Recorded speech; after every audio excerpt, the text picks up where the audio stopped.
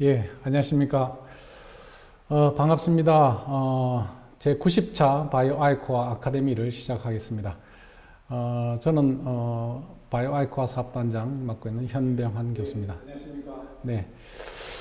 어, 90차 바이오 아이코아 아카데미. 오늘 강의는 제가 직접 이 강의를 하도록 그렇게 하겠습니다. 오늘은 4차 산업혁명 시대 바이오 연구 방법에 대해서 말씀을 좀 드리도록 그렇게 하겠습니다. 제가 여러 가지 강의 주제로 여기저기 강의를 좀 하고 있는데요. 그 중에서 이제 바이오 업계에 종사하시는 분 또는 연구개발 쪽에 계시는 분들이 이 강의를 좀 많이 해달라는 요청이 있어서 제가 특별히 오늘 좀 말씀을 드릴까 합니다. 제가 오늘 그냥 별도로 디스커스 없이 그냥 쭉 강의를 말씀을 좀 드릴 텐데요. 질문이 있으시면은 강의 중간에 언제든지 좀 질문창에 채팅창에 올려주시기 바랍니다. 그러면 바로 그 말씀을 좀 드리도록 그렇게 하겠습니다. 예. 저에 대해서 잠깐 소개 말씀을 간단히 드리겠습니다. 저는 1987년도 한국생명과학연구원에 근무를 했고요. 그 다음에 국가생명과학정책연구센터장을 10년 하면서 국가사업기획, 특히 바이오 쪽의 기획을 이런저런 기획을 한 20여 개를 했던 것 같습니다. 그리고 여러 가지 이제 정부 사업에 대한 관리, 지원, 평가 업무도 좀 했고요. 그리고 학교로 간 지는 한 지금 6년 차 됐습니다. 지금도 그래서 강의하는 것이 이제 전략기획, 기술경영, 그리고 바이오 정책 전략 이쪽을 하고 있습니다. 4차 산업혁명이 왔습니다. 근데 이게 이제 어떤 우리 연구 현장에 어떤 영향을 미치고 특히 바이오 쪽에 어떤 영향을 미칠지에 대한 말씀을 드리고 그다음에 정부 정책이 또 변하고 있죠. 그것들이 어떻게 변하고 있는지에 대해서 오늘 말씀드리는 것이 오늘 내용이 되겠습니다. 아마 끝까지 들으시면은 연구를 훨씬 더 효과적으로 효율적으로 하실 수 있는 그런 여러 가지 이 방향이 나오지 않을까 이렇게 생각이 됩니다. 우선 역사적으로 좀 체크를 좀 해보겠습니다. 우선 2차 산업혁명, 우리가 지금 4차 산업혁명이라는데 1차, 2차, 3차, 4차의 과정이 어떻게 됐는지 좀 보도록 하겠습니다. 2차 산업혁명은 누가 그 선두였을까요? 지금 보시는 것처럼 지의 재결치가 지위를 성공시키면서 그 2차 산업혁명에 가장 꽃을 피운 기업이 되겠습니다. 지위는 어떤 기업이었습니까? 2차 산업혁명의 서막을 연 전기를 만든 에디슨이 만든 회사였죠. 근데 최근 요 소식을 들으셨나요? 작년에 이 회사가 정크펀드로 돼서 BB 투자 등급을 받아서 지금 정크펀드 또는 하이힐드 펀드라고 그러죠. 그렇게 지금 강등이 돼버렸습니다. 2차 산업혁명의 선두기업이 몰락을 했습니다. 놀라운 일이 벌어졌고요. 그 다음에 3차 산업혁명의 선두주자는 애플이었습니다. 애플. 그리고 애플의 스티브 잡스의 여러분들 제가 이 지의 자서전하고 스티브 잡스의 자서전에 대해서 좀 권해드립니다. 한번 읽어보시면은 사업적 직관이나 연구에 대해서 많은 아이디어를 얻으실 수가 있을 거로 생각이 됩니다. 근데 이제 지금 2차 산업혁명, 3차 산업혁명, 그 다음에 4차 산업혁명을 이제 맞이해서 많은 변화 패턴이 변하고 오고 있지 않습니까? 그래서 많은 기업들이 고민을 하고 있습니다. 지금 보시는 것이 이제 미래가 깜깜해서 대기업도 컨설팅사에 줄을 섰다 하는 그런 지난번 신문 기사가 있었는데요. 이게 아시아 컨설팅 시장입니다. 이게 이제 아시아면은 거의 한중일이 되겠죠. 나머지 군소들이 있지만은 거의 한중일인데 컨설팅 시장이 굉장히 급격하게 지금 커지고 있습니다. 제일 커지는 이유들이 대기업들이 주력 산업을 어떻게 변화를 시켜야 될지, 그 다음에 신산업을 어떻게 발굴을 해야 될지, M&A를 어떻게 해야 될지 등등 굉장히 기업 변화에 대해서 지금 모색을 하고 있는 단계로 보여집니다. 그래서 이런 것들이 지금 산업혁명의 한 변화의 과정에서 기업들이 승리하기 위해서 몸부림치고 있는 상황이 되겠죠. 지금 보시는 거는 이제 그 기업들이 어떤 분야의 컨설팅을 받았냐 이런 분야인데요. 보시면은 제일 많은 분야가 전략 컨설팅 분야입니다. 그리고 두 번째가 이제 재무 컨설팅, 그다음에 IT 디지털 컨설팅, 헤드헌팅에 관련되는 휴먼 리소시스에 관련되는 컨설팅입니다. 그래서 큰 틀에 뭐냐면은 전략 컨설팅입니다. 어느 기업의 비즈니스 모델 전략을 어떻게 변경시키고 어떻게 재편시켜야 될 것인가에 대해서 굉장히 고민들이 많고, 그 다음에 그것을 어떻게 재무적으로 백업을 할지, 그 다음에 기업을 어떻게 ICT의 개념으로 전환시킬지, 이런 부분에서 많은 컨설팅이 일어나고 있고, 그래서 접느냐, 새 판을 짜느냐, 이런 부분에서 기업들이 많은 고민을 하고 있다. 이런 내용이 되겠습니다. 4차 산업에 관한 굉장히 많은 정보와 책들이 있습니다. 근데 이제 여러분 많이 보셨을 거로 생각됩니다. 2016년 이후에 굉장히 많은 책들, 2016년이 우리한테 굉장히 중요한 화두의 한 해였죠. 이제 다보스 포럼이 열리면서 4차 산업이 있었고, 그 다음에 또 이창호의 바둑, 알파고 완과의 바둑이 있었죠. 그것이 2016년이었습니다. 그 이후에 굉장히 많은 책들이 발간이 됐고, 제가 한번 조사를 해보니까 한 120권 정도가 지금 시중에 나와 있습니다. 근데 이 120권의 책이 비슷한 부분도 있고요. 그 다음에 자기 분야의 전공에서 각각 쳐다보는, 그러니까 기술 분야에서 첨단 기술 분야에서 쳐다보는 4차 산업이나 그것이 가지는 산업 경제적 파급 효과라든가 직업의 변화라든가 여러 가지 관점에서 4차 산업에 대한 책들이 쭉 나와 있는 걸 알 수가 있습니다. 그런데 제가 이제 그 책들을 보면서 가졌던 의문이 이거였습니다. 우선 왜 혁명을 붙였을까? 왜 혁명자를 붙였을까? 역사적으로 여러분들이 잘 아시는 것처럼 산업은 늘 진화를 해왔죠. 우리 인류는 문명사적으로 계속 진화를 쭉 해오고 발전을 해왔는데 왜 혁명자를 붙였을까? 그리고 혁명자는 누가 붙였을까? 이런 생각입니다.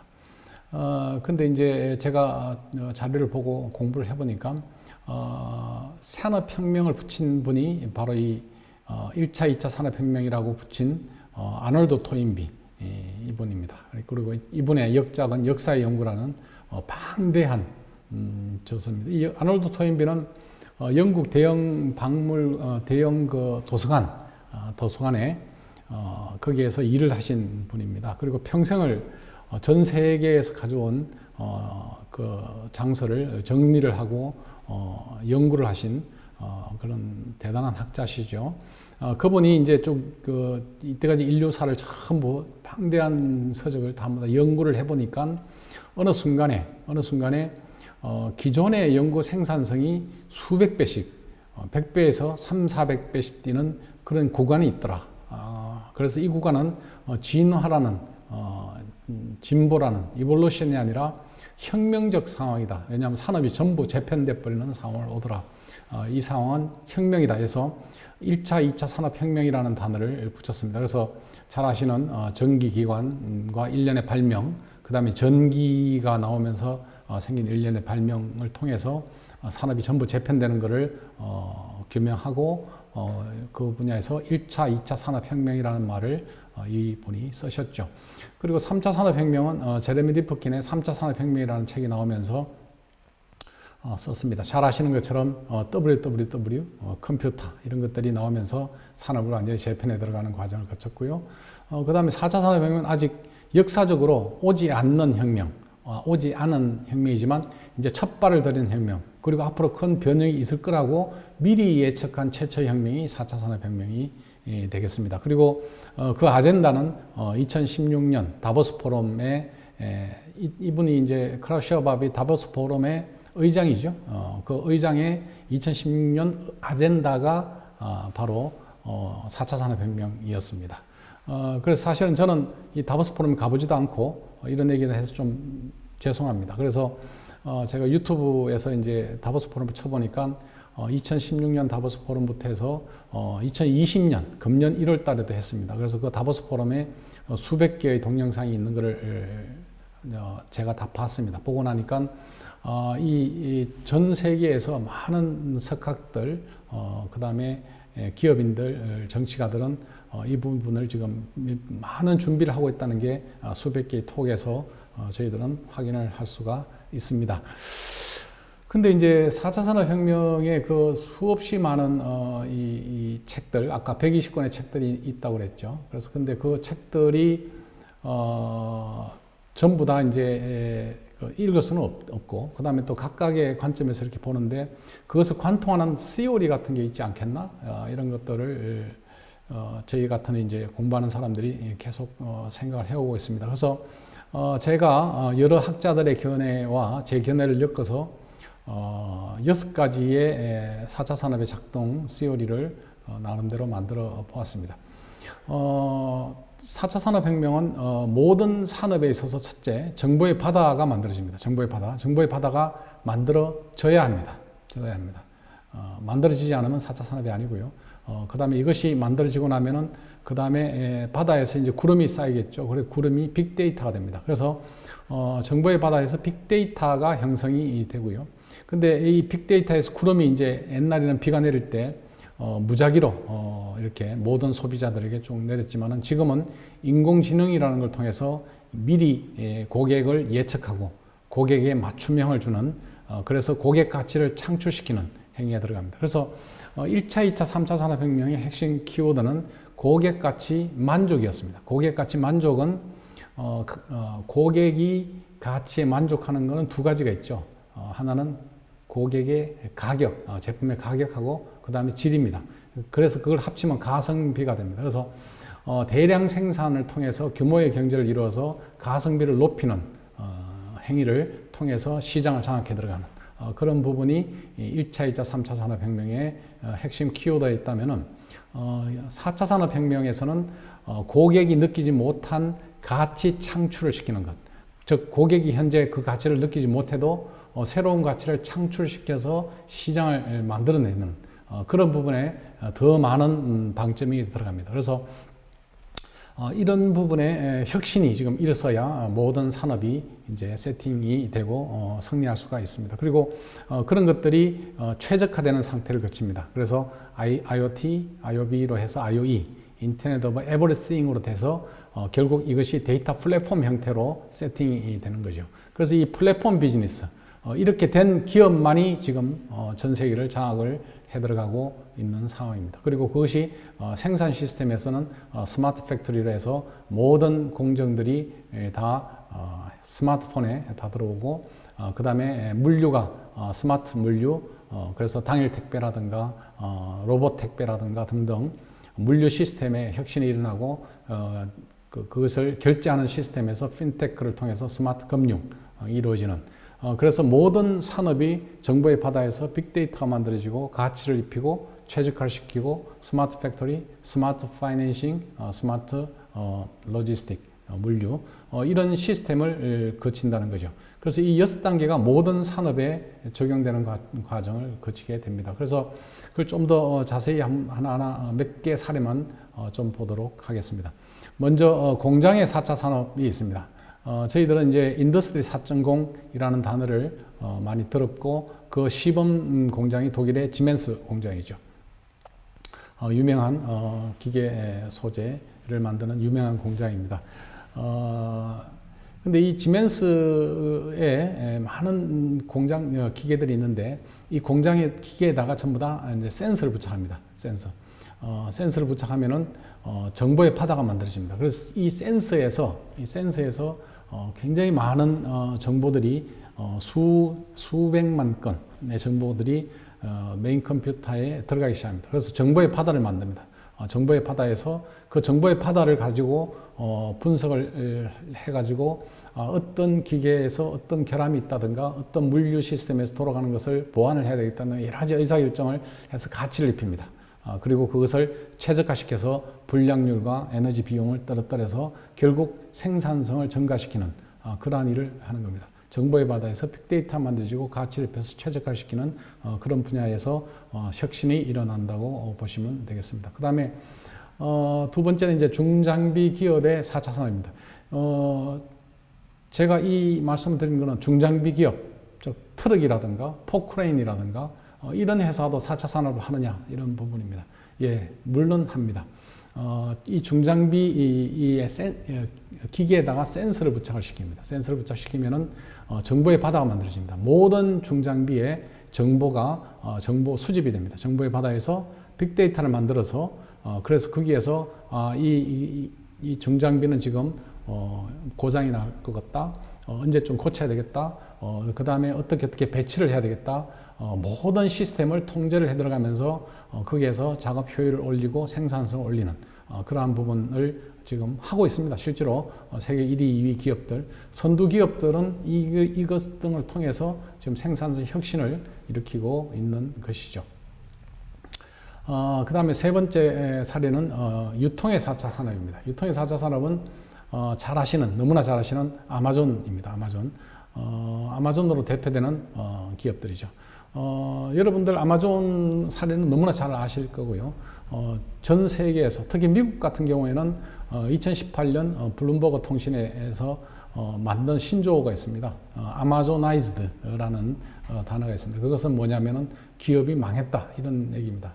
왜냐하면은 아마존에 입점이 되면은 아마존이 그래서 그 제품을 통제하기 시작하면은 그 업종은 전부 다 망한답니다. 그래서 미국에 있는 기업인들이 요즘 만나면 제일 많이 하는 말이 트럼프도 아니고 세금도 아니고 아마존이라는 단어랍니다. 아마존은 잘 아시는 것처럼 미국에 있는 모든 가정에 있는 데이터를 다 가지고 있다고 얘기를 하죠. 그래서 정보의 바다가 만들어지고 그래서 분석해서 고객들이 언제 무슨 제품이 필요할지를 미리미리 알고 그 다음에 그것을 카탈로그 보내고 언제든지 쓸 수 있도록 해서 물류 비용이라든가 스마트 파이낸싱이 들어가도록 그렇게 하는 이런 모든 행위들이 최적화되어 있는 상황을 세팅을 해서 기업을 지금 전 세계 2위 기업이 되고 있습니다. 그 아마존과 비슷하지만 또 차별화를 가지는 것이 중국의 알리바바입니다. 중국의 알리바바 시스템도 역시 이 시스템을 따르고 있습니다.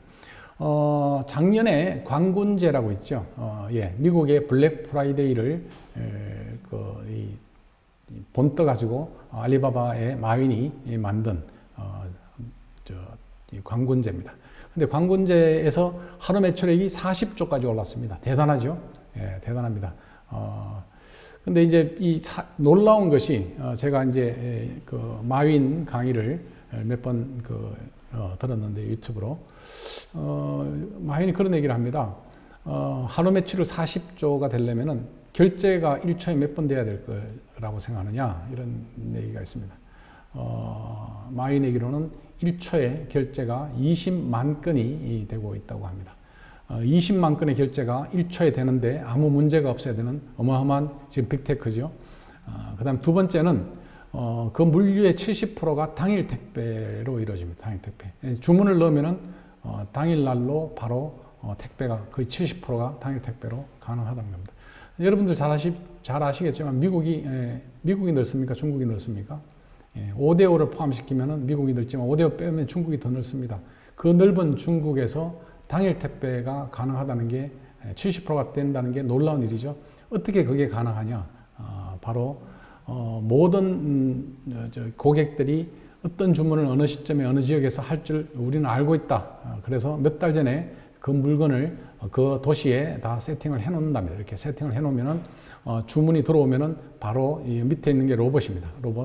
로봇이 물건을 지금 수송을 해가지고 자동차에 싣고 당일 택배가 되도록 하는 시스템을 가지고 있다는 거죠. 그래서 결국 어마어마한 빅데이터, 그 다음에 그것을 구동시키는 인공지능, 그리고 로봇, 그 다음에 서비스, 이런 것들이 바로 기업의 혁신을 일으키는 그런 요인이 되는 것을 볼 수가 있습니다.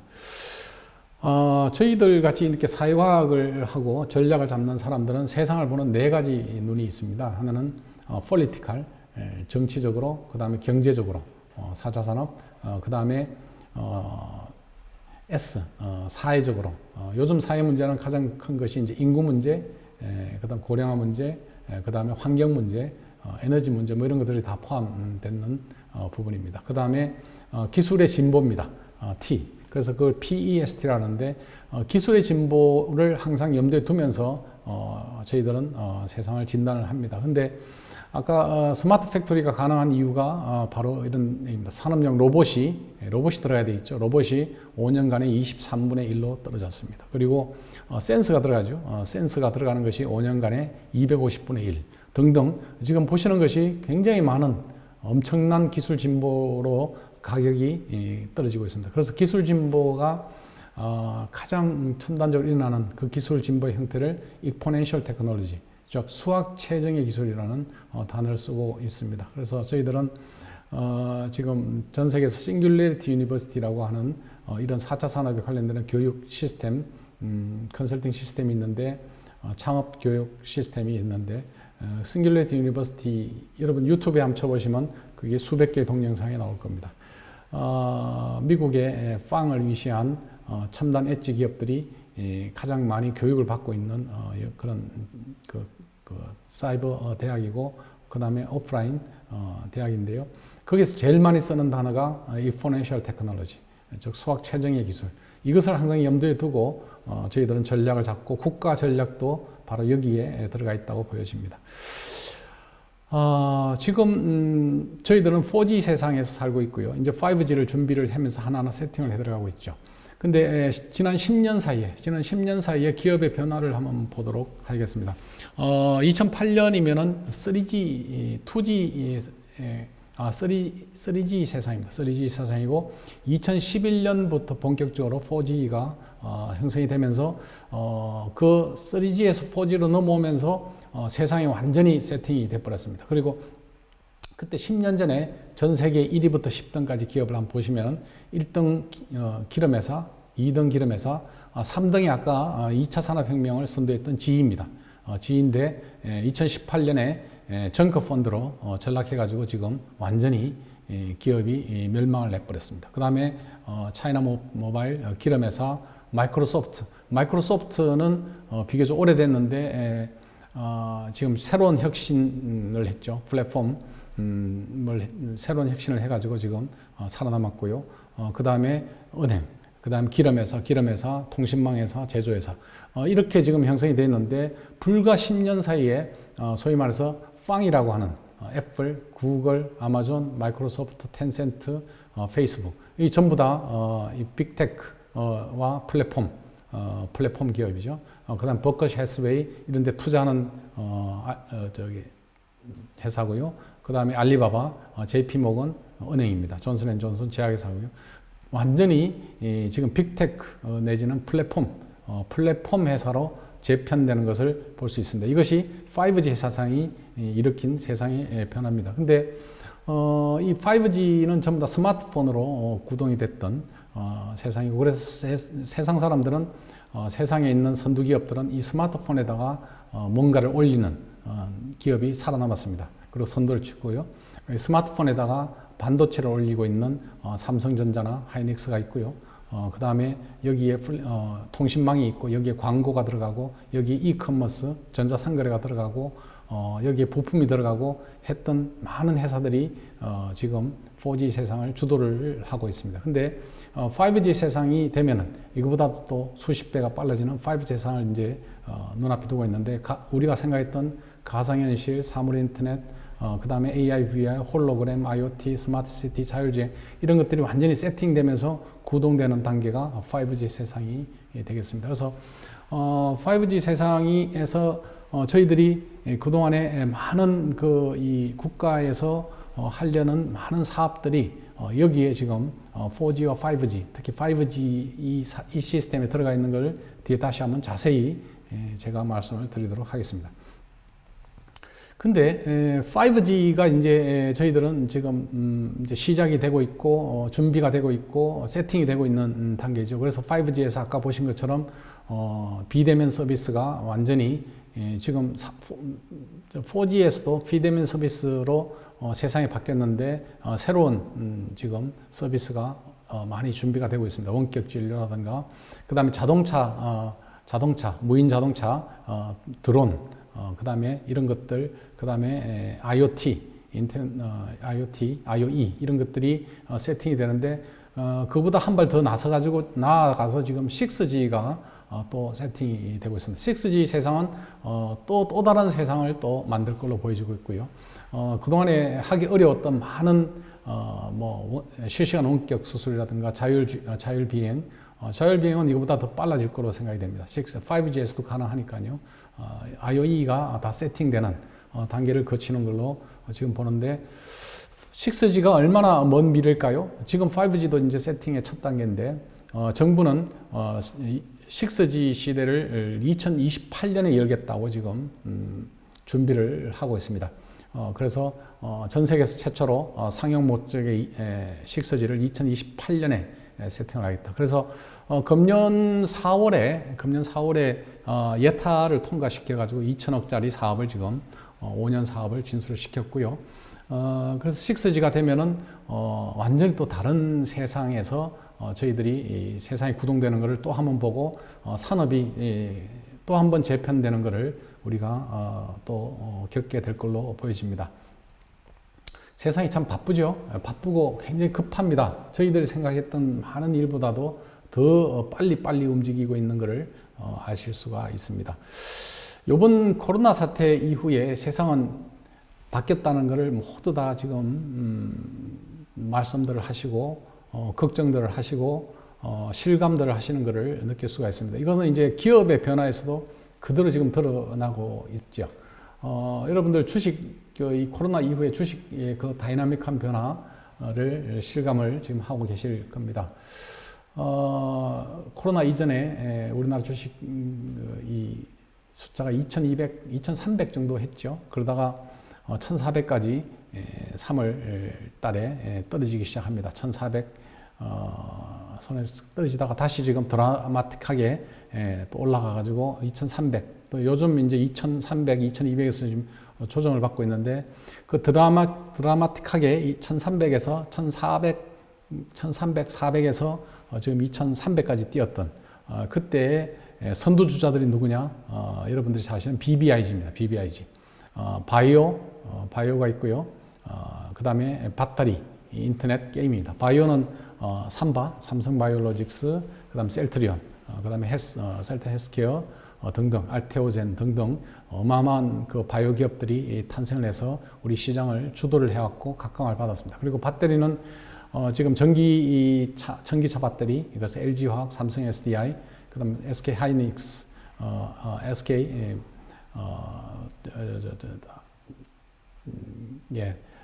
그래서 거기 세 개 기업이 지금 세계 탑 10에 들어가 있고 LG화학은 한때 지금 세계 1위, 2위를 지금 다투고 있습니다. 최근에 1위로 올라가기도 했고요. 그 다음에 인터넷은 이제 네이버, 카카오가 시장을 또 선점을 하기 시작했고, 그 다음에 게임주 NC소프트를 중심으로 해서 많이 지금 치고 올라가고 있습니다. 그래서 역사적으로 우리가 산업 재편 상황을 우리나라도 겪고 있었습니다. 외환위기 때 우리나라를 지탱했던 10대 기업들 중에서 많은 기업들이 지금 금융위기, 2008년 금융위기가 되면서 또 한 번의 큰 변화를 겪었고, 이번 코로나 이후에 또 한 번에 겪으면서 세상이 또 다시 변했습니다. 이 변화의 급격한 상황이 저희들은 이제 새로운 산업, 4차 산업혁명이라는 걸 통해서 급격하게 또 한 번의 변화를 일으킬 걸로 보여집니다. 지금 보시는 것은 4차 산업혁명에 관련되는 많은 기업들, 그리고 거기에 관련되는 핵심 기술들이 되겠습니다.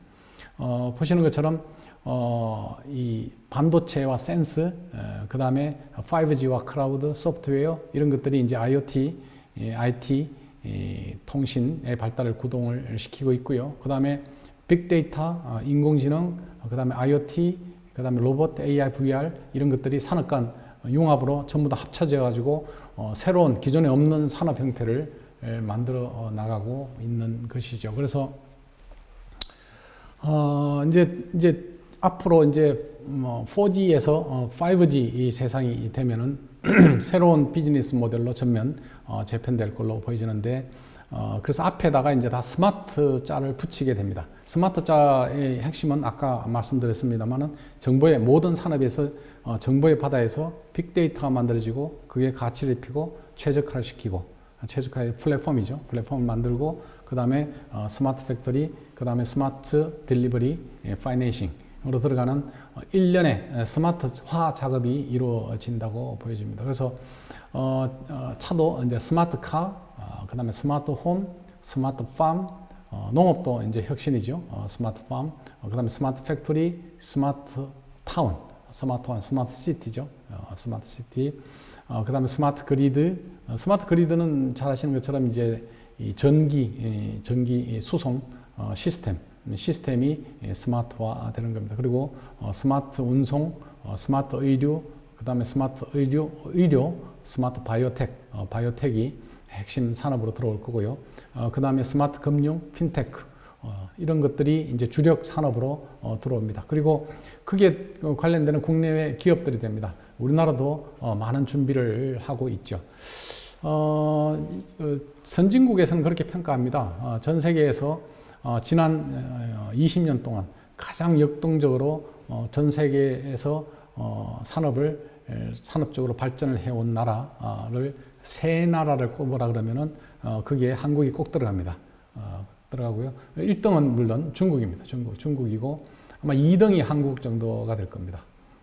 그러니까 한국은 굉장히 다이나믹하고 혁신적이고 굉장히 선도적으로 이 산업을 키우면서 치고 나간 나라로 전 세계에서 인정을 받고 있습니다. 그런 추세로 보면은 새로운 산업 변화에서 우리나라가 굉장히 열심히 그 일을 해나가고 있고, 그 다음에 정부가 그 준비를 지금 하고 있다는 말씀을 드립니다. 그래서 새삼스럽게 찰스 다윈의 얘기가 생각나는 시점입니다. 찰스 다윈의 책에 보면은 끝까지 살아남는 자는 강한 자도 현명한 자도 아니고 결국 변화를 하는 자다.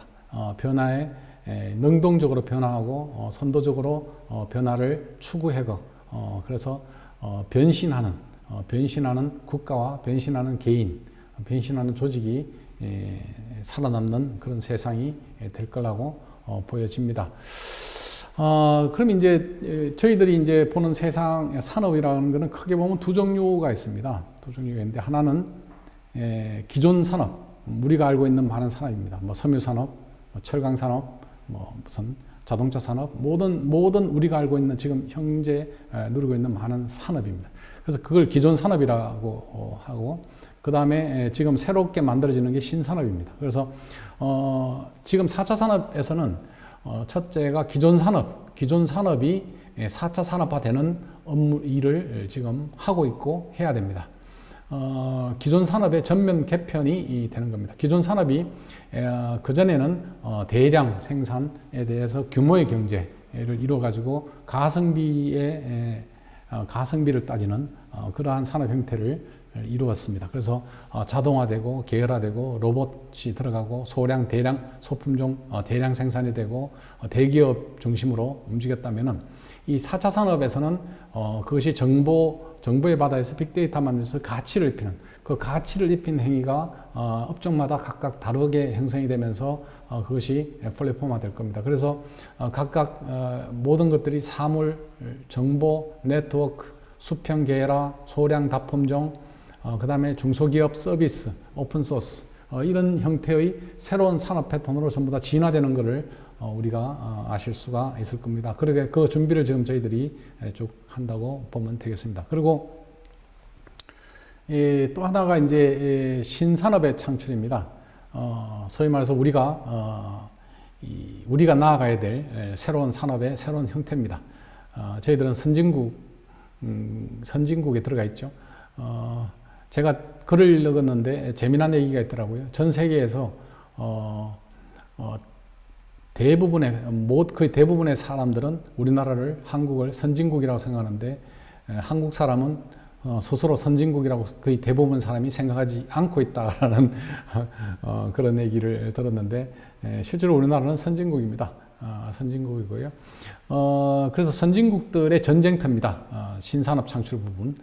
신산업 창출에서는 지금 보시는 것처럼 IoT, GPS, 클라우드, 빅데이터, IoB, SNS, 서비스, 3D, 그 다음 게임, 플랫폼, 핀테크, 가상정강, 이런 것들이 인공지능을 중심으로 해서 모여가지고 몇 개씩, 2개, 3개 이런 형태로 구축하면서 세상에 없는 산업을 지금부터 만들어 들어가는 것을 준비할 것이고, 이것을 구동시키는 것은 5G에서 될 것이고, 5G가 모자라면 이제 6G에서 구동이 될 겁니다. 6G는 아까 보신 것처럼 10년 후에는 6G의 세상으로 갈 걸로 지금 보여지고 있고요. 그래서 세상이 지금 전면 재편되는 과정을 거치고 있고, 지금까지는 산업적으로 형성되지 않았던 많은 신산업들이 5G, 6G 세상에서 구동이 되면서 새로운 산업을 형성을 할 거고, 이 준비를 우리 모두가 해야 될 시점이 되고 있고, 실제로 많은 기업들이 준비를 하고 있습니다. 그래서 이런 것들을 이제 정리하면은 바로 국가 산업 재편 방향이라고 하는 큰 틀의 산업 형태가 된다고 보여집니다. 기존에 저희들이 알고 있는 이 산업 패턴, 즉 화학산업, 기계, 재료, 바이오, 건설, 환경, 기타 등등 이런 많은 산업 분류가 있고 산업의 틀이 있죠. 이것들이 이제 ICT 기술, 즉 AI, VR, 3D, 그 다음에 로봇, 게임, 블록체인, 핀테크, 플랫폼, CPS, 사이버 피지컬 시스템, 그 다음에 클라우드, 빅데이터, 웨어러블, IoT, IoV, SNS, 소셜 네트워크 시스템 등등이 이제 인공지능으로 묶여지면서 기존에 우리의 사회 환경, 즉 산업이라는 형태, 금융이라는 형태, 운송수단이라고 하는 이동 형태, 건강, 도시, 교육, 제도, 환경, 자원, 안전망이 모든 분야에서 데이터화 될 겁니다. 그래서 지금 정부가 이 데이터화 작업을 지금 모든 분야에서 지금 정부가 하고 있죠. 그래서 데이터화, 그래서 정보의 바다를 우선 만들어야 됩니다. 정보의 바다가 만들어지고 그것이 정보화가 되려면 이제 빅데이터가 만들어지죠. 빅데이터에서 데이터베이스로 화될 겁니다. 그래서 정보의 바다에서 빅데이터가 만들어지고 그것을 가치를 입히는 인공지능이 지금 장착이 되는 과정에 있고요. 그렇게 되면은 전부 다 스마트화 되는 과정을 거칩니다.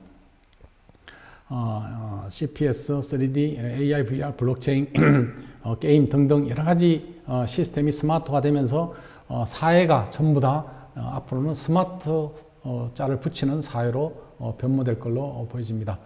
지금 보시는 스마트 팩토리, 스마트 금융, 스마트 모빌리티, 스마트 헬스케어, 스마트 시티, 스마트 교육, 스마트 가버넌스, 스마트 환경, 스마트 세이프티 등 사회가 전면 개편되는 과정을 저희들은 지금 볼 수가 있습니다.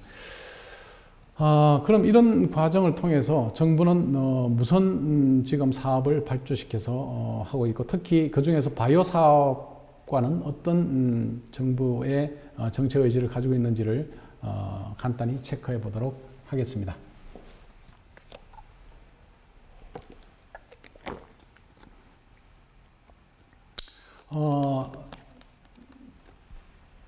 아까 보신 것처럼 14대 핵심 기술들이 있습니다. 기술의 핵심 가운데 AI가 있는 것을 보셨을 겁니다. 즉 모든 산업에서 정보의 바다에서 빅데이터 만들어지면은 그 가치를 입히고 하는 것들이 이제 AI를 통해서 가치가 입혀질 걸로 전부 다 보여지고 있고 준비를 하고 있는 거죠. 그래서 정부가 지금 추구하고 있는 것이 이런 모토입니다. IT 강국을 넘어서 AI 강국으로 가자는 것이고, 그래서 디지털 경쟁력 세계 3위, 지능형 경제 효과 455조, 삶의 질 세계 10위 등을 추구를 하면서 AI 입국을 지금 선언을 하고 있죠. 몇 년 전에 손정희 비전 펀드 손정희 대표가 와가지고 대통령과 국무회의 석상에서 국가가 해야 될 일은 세 가지입니다. 첫 번째도 AI, 두 번째도 AI, 세 번째도 AI입니다. 그래서 AI 하고 갔던 유명한 얘기가 있죠. 어쨌든 우리나라도 AI에 굉장히 지금 많은 좀 노력을 기울이고 있습니다. 우리나라만 그런 것이 아니라 소위 말해서 강대국들, 선진국들은 전부 다 AI에 전부 다 몰두를 할 수밖에 없습니다. 이것이 사회 경제 시스템의 구동체이기 때문에 그렇죠. 그래서 AI 인프라, 기술, 그다음 규제, 그다음 스타트업들 양성, 이런 것들, 교육, 이런 부분들을 전부 다 AI화 시키는 작업을 하고 있고, 그래서 AI에 필요한 정보의 바다를 만들기 위해서 정보의 바다에서 그걸 빅데이터화 시켜야 되는데, 각 부분에서 AI 정보의 바다를 만드는 그러한 지금 정보화 작업을 곳곳에서 지금 벌이고 있습니다. 그 다음에 이제 다음 말씀드릴 게 산업부입니다. 산업부에서는 신산업 기술 로드맵이라는 것을 산업부가 만들어서 지금 추진을 하고 있는데, 보시는 것처럼 크게 네 가지 모토로 해서 5개의 큰 핵심 축을 두고 있습니다. 그래서 첫째가 에너지 신산업입니다. 에너지 신산업. 그래서 거기에 태양광 산업, 풍력 산업, 스마트 에너지, 이 부분을 찾고 있습니다. 에너지 신산업은 아마도 향후 10년 내지 20년에 가장 거대한 산업 형태를 이룰 걸로 전문가들은 보고 있습니다. 잘 아시는 것처럼 기후 환경 변화에 대처하기 위해서 우리나라 정부뿐만 아니라 전 세계에서도 다 에너지의 대체 에너지를 지금 선언을 하고 있고, 제가 재밌게 들었던 거는 두어 달 전에 UN 총회가 열렸었죠. 그 인터넷 총회로 온라인 총회를 열렸었는데, 그때 중국의 시진핑 주석이 그때 시정 연설을 했던 것 중에서 기억나는 게, 중국은 앞으로 2060년이 되면은 화석연료 제로 사회를 만들겠다, 이렇게 선언을 했습니다. 그건 굉장한 얘기거든요. 그 전 세계에서 지금 가장 경제 성장이 높고 경제 규모가 미국 다음으로 커지는 회사가 화석연료 제로, 즉 석탄이라든가 뭐 이런 석유라든가 기름을 전혀 쓰지 않는 100% 쓰지 않는 사회를 만들겠다, 이러는 거는 지금부터 산업을 전면 개편하겠다는 얘기고요. 1년에 그쪽 산업, 이런 에너지 신산업 쪽에 1년에 30에서 50%씩 정대가 돼야 그 목표를 이룰 수가 있고, 그 다음 기존 산업은 거의 다 몰락하는 겁니다. 기존에 모든 이 화석 연료로 쓰던 모든 산업이 몰락하고, 이거는 중국뿐만 아니라 유럽도 마찬가지고 미국도 그걸로 갈 수밖에 없습니다. 미국의 바이든이 대통령이 되면 아마 이게 더 가속화될 걸로 보여지고, 우리나라도 지금 이쪽 분야에서 선언을 했습니다. 그래서 우리나라도 2030년대, 2050년대 로드맵을 만들어 가지고 완전히 이 산업을 대체시키는 작업에 들어가 있기 때문에 가장 핫한 분야 중에 하나로 지금 보여지고요.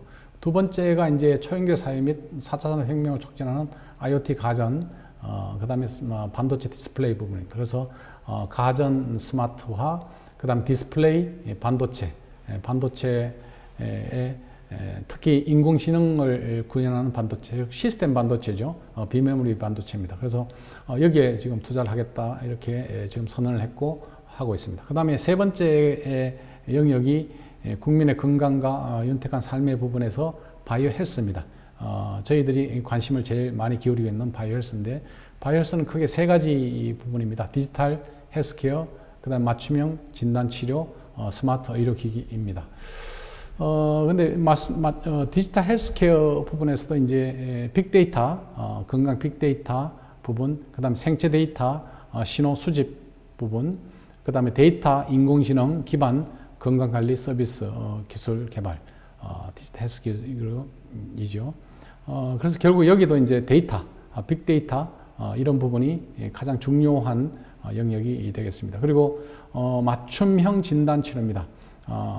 그래서 맞춤형, 개인 맞춤형 진단 치료제 개발입니다. 그래서 맞춤형 질병 진단 및 다중 치료, 자동화 분석 기술, 바이오 의약품 개량 기술 및 문제 해결 기술, 그 다음에 스마트 의료기기, 그래서 프리미엄급 정밀 초음파 기술, 재활 로봇 등등이 이 산업부의 중점 분야가 됩니다. 그리고 전기 자율주행 자동차, 그래서 전기차, 수소차. 지금 수소차는 우리나라가 현대 기아차가 지금 선두를 치고 나가고 있죠. 그래서 이것을 시스템을 그 배터리 부분뿐만 아니라 충전 시스템이라든가 에너지 효율 시스템을 세팅을 해야 되고, 그 다음에 두 번째가 이제 자율주행입니다. 자율주행. 자율주행해서 지금 자율주행이 우리나라가 이제 2.5단계에서 3단계 정도 지금 되고 있는데, 지금 4단계가 이제 운전기사가 없는 그런 단계고, 5단계는 핸들 자체가 없는 그런 단계가 되겠죠. 그래서 지금 테슬라가 지금 4단계를 구현해서 시범적으로 지금 구동을 시키고 있고요. 전 세계가 지금 4단계를 지금 거기로 가고 있는데, 우리나라도 지금 그 준비를 하고 있습니다. 결국 많은 전문가의 견해에 의하면은 4G 세상을 구동했던 것은 스마트폰이었습니다. 스마트폰 안에 아까 말씀드린 것처럼 부품이 들어가고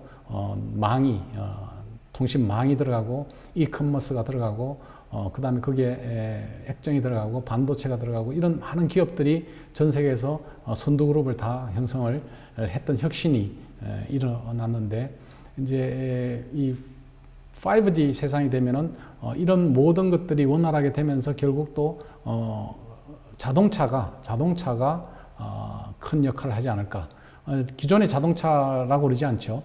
테슬라는 자동차를 컴퓨터 온 더 휠이라고 합니다. 그래서 바퀴 위에 있는 컴퓨터라는 표현을 쓰는데, 그 구동체가 화석연료에서 완전히 전기 수소차로 바뀌고, 그 다음에 자율주행 시스템이 들어오면서 그 자동차 안에서 많은 업무들이 이루어지고 산업 혁신들이 이루어지고, 그러면서 거기서 디지털 헬스케어하고도 연계가 되고, 그 다음에 가전이라든가 이런 것들도 다 연계가 되는 그런 시스템이 될 걸로 많은 전문가들은 예측을 하고 있는 단계입니다. 자, 지금 보시는 것이 굉장히 이제 중요한 장표가 되겠습니다. 지금까지 정부의 여러 가지 정책에 대해서도 말씀드렸는데, 결국 정부는 어디다 투자를 하고 있는가를 지금 보시는 장표가 되겠습니다.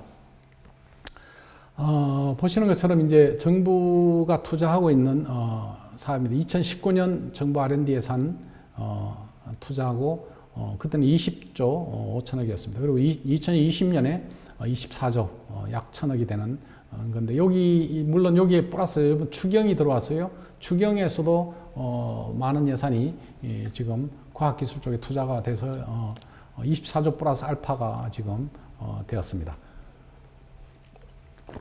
근데 이제 그 24조 플러스 알파가 투자되고 있는 영역은 크게 5가지 영역입니다. 보시는 것처럼 첫 번째가 소부장, 소위 말해서 소재부품 장비라고 하는 소부장 사업이 되고요. 두 번째가 혁신성장 투자 전략 파트가 되겠습니다. 그래서 이 파트가 저희들이 지금까지 얘기했던 신산업 창출 분야, 정부는 두 가지 부분에 투자를 한다고 말씀을 드렸습니다. 하나는 기존 산업을 4차 산업화시키는 그 일을 하고요. 두 번째는 신산업을 창출시키는 일을 합니다. 지금 보시는 이 빨간색 영역이 신산업을 창출시키는 영역이 됩니다. 그래서 3대 중점 분야, 시스템 반도체, 바이오헬스, 미래차, 그 다음에 4대 플랫폼, 데이터 AI, 5G, 수소경제가 있습니다. 그리고 8대 선도산업, 스마트 공장, 에너지 신산업, 스마트팜, 핀테크, 스마트시티, 드론. 지금까지 4차 산업에 핵심적으로 구동돼야 할 많은 영역들을 제가 앞에 말씀을 드렸는데, 정부가 지금 거의 대부분의 그 영역에서 집중적인 투자를 일으키고 있고, 투자의 증가율이 보시는 것처럼 몇십 프로에 달한다는 것을 아실 수가 있습니다.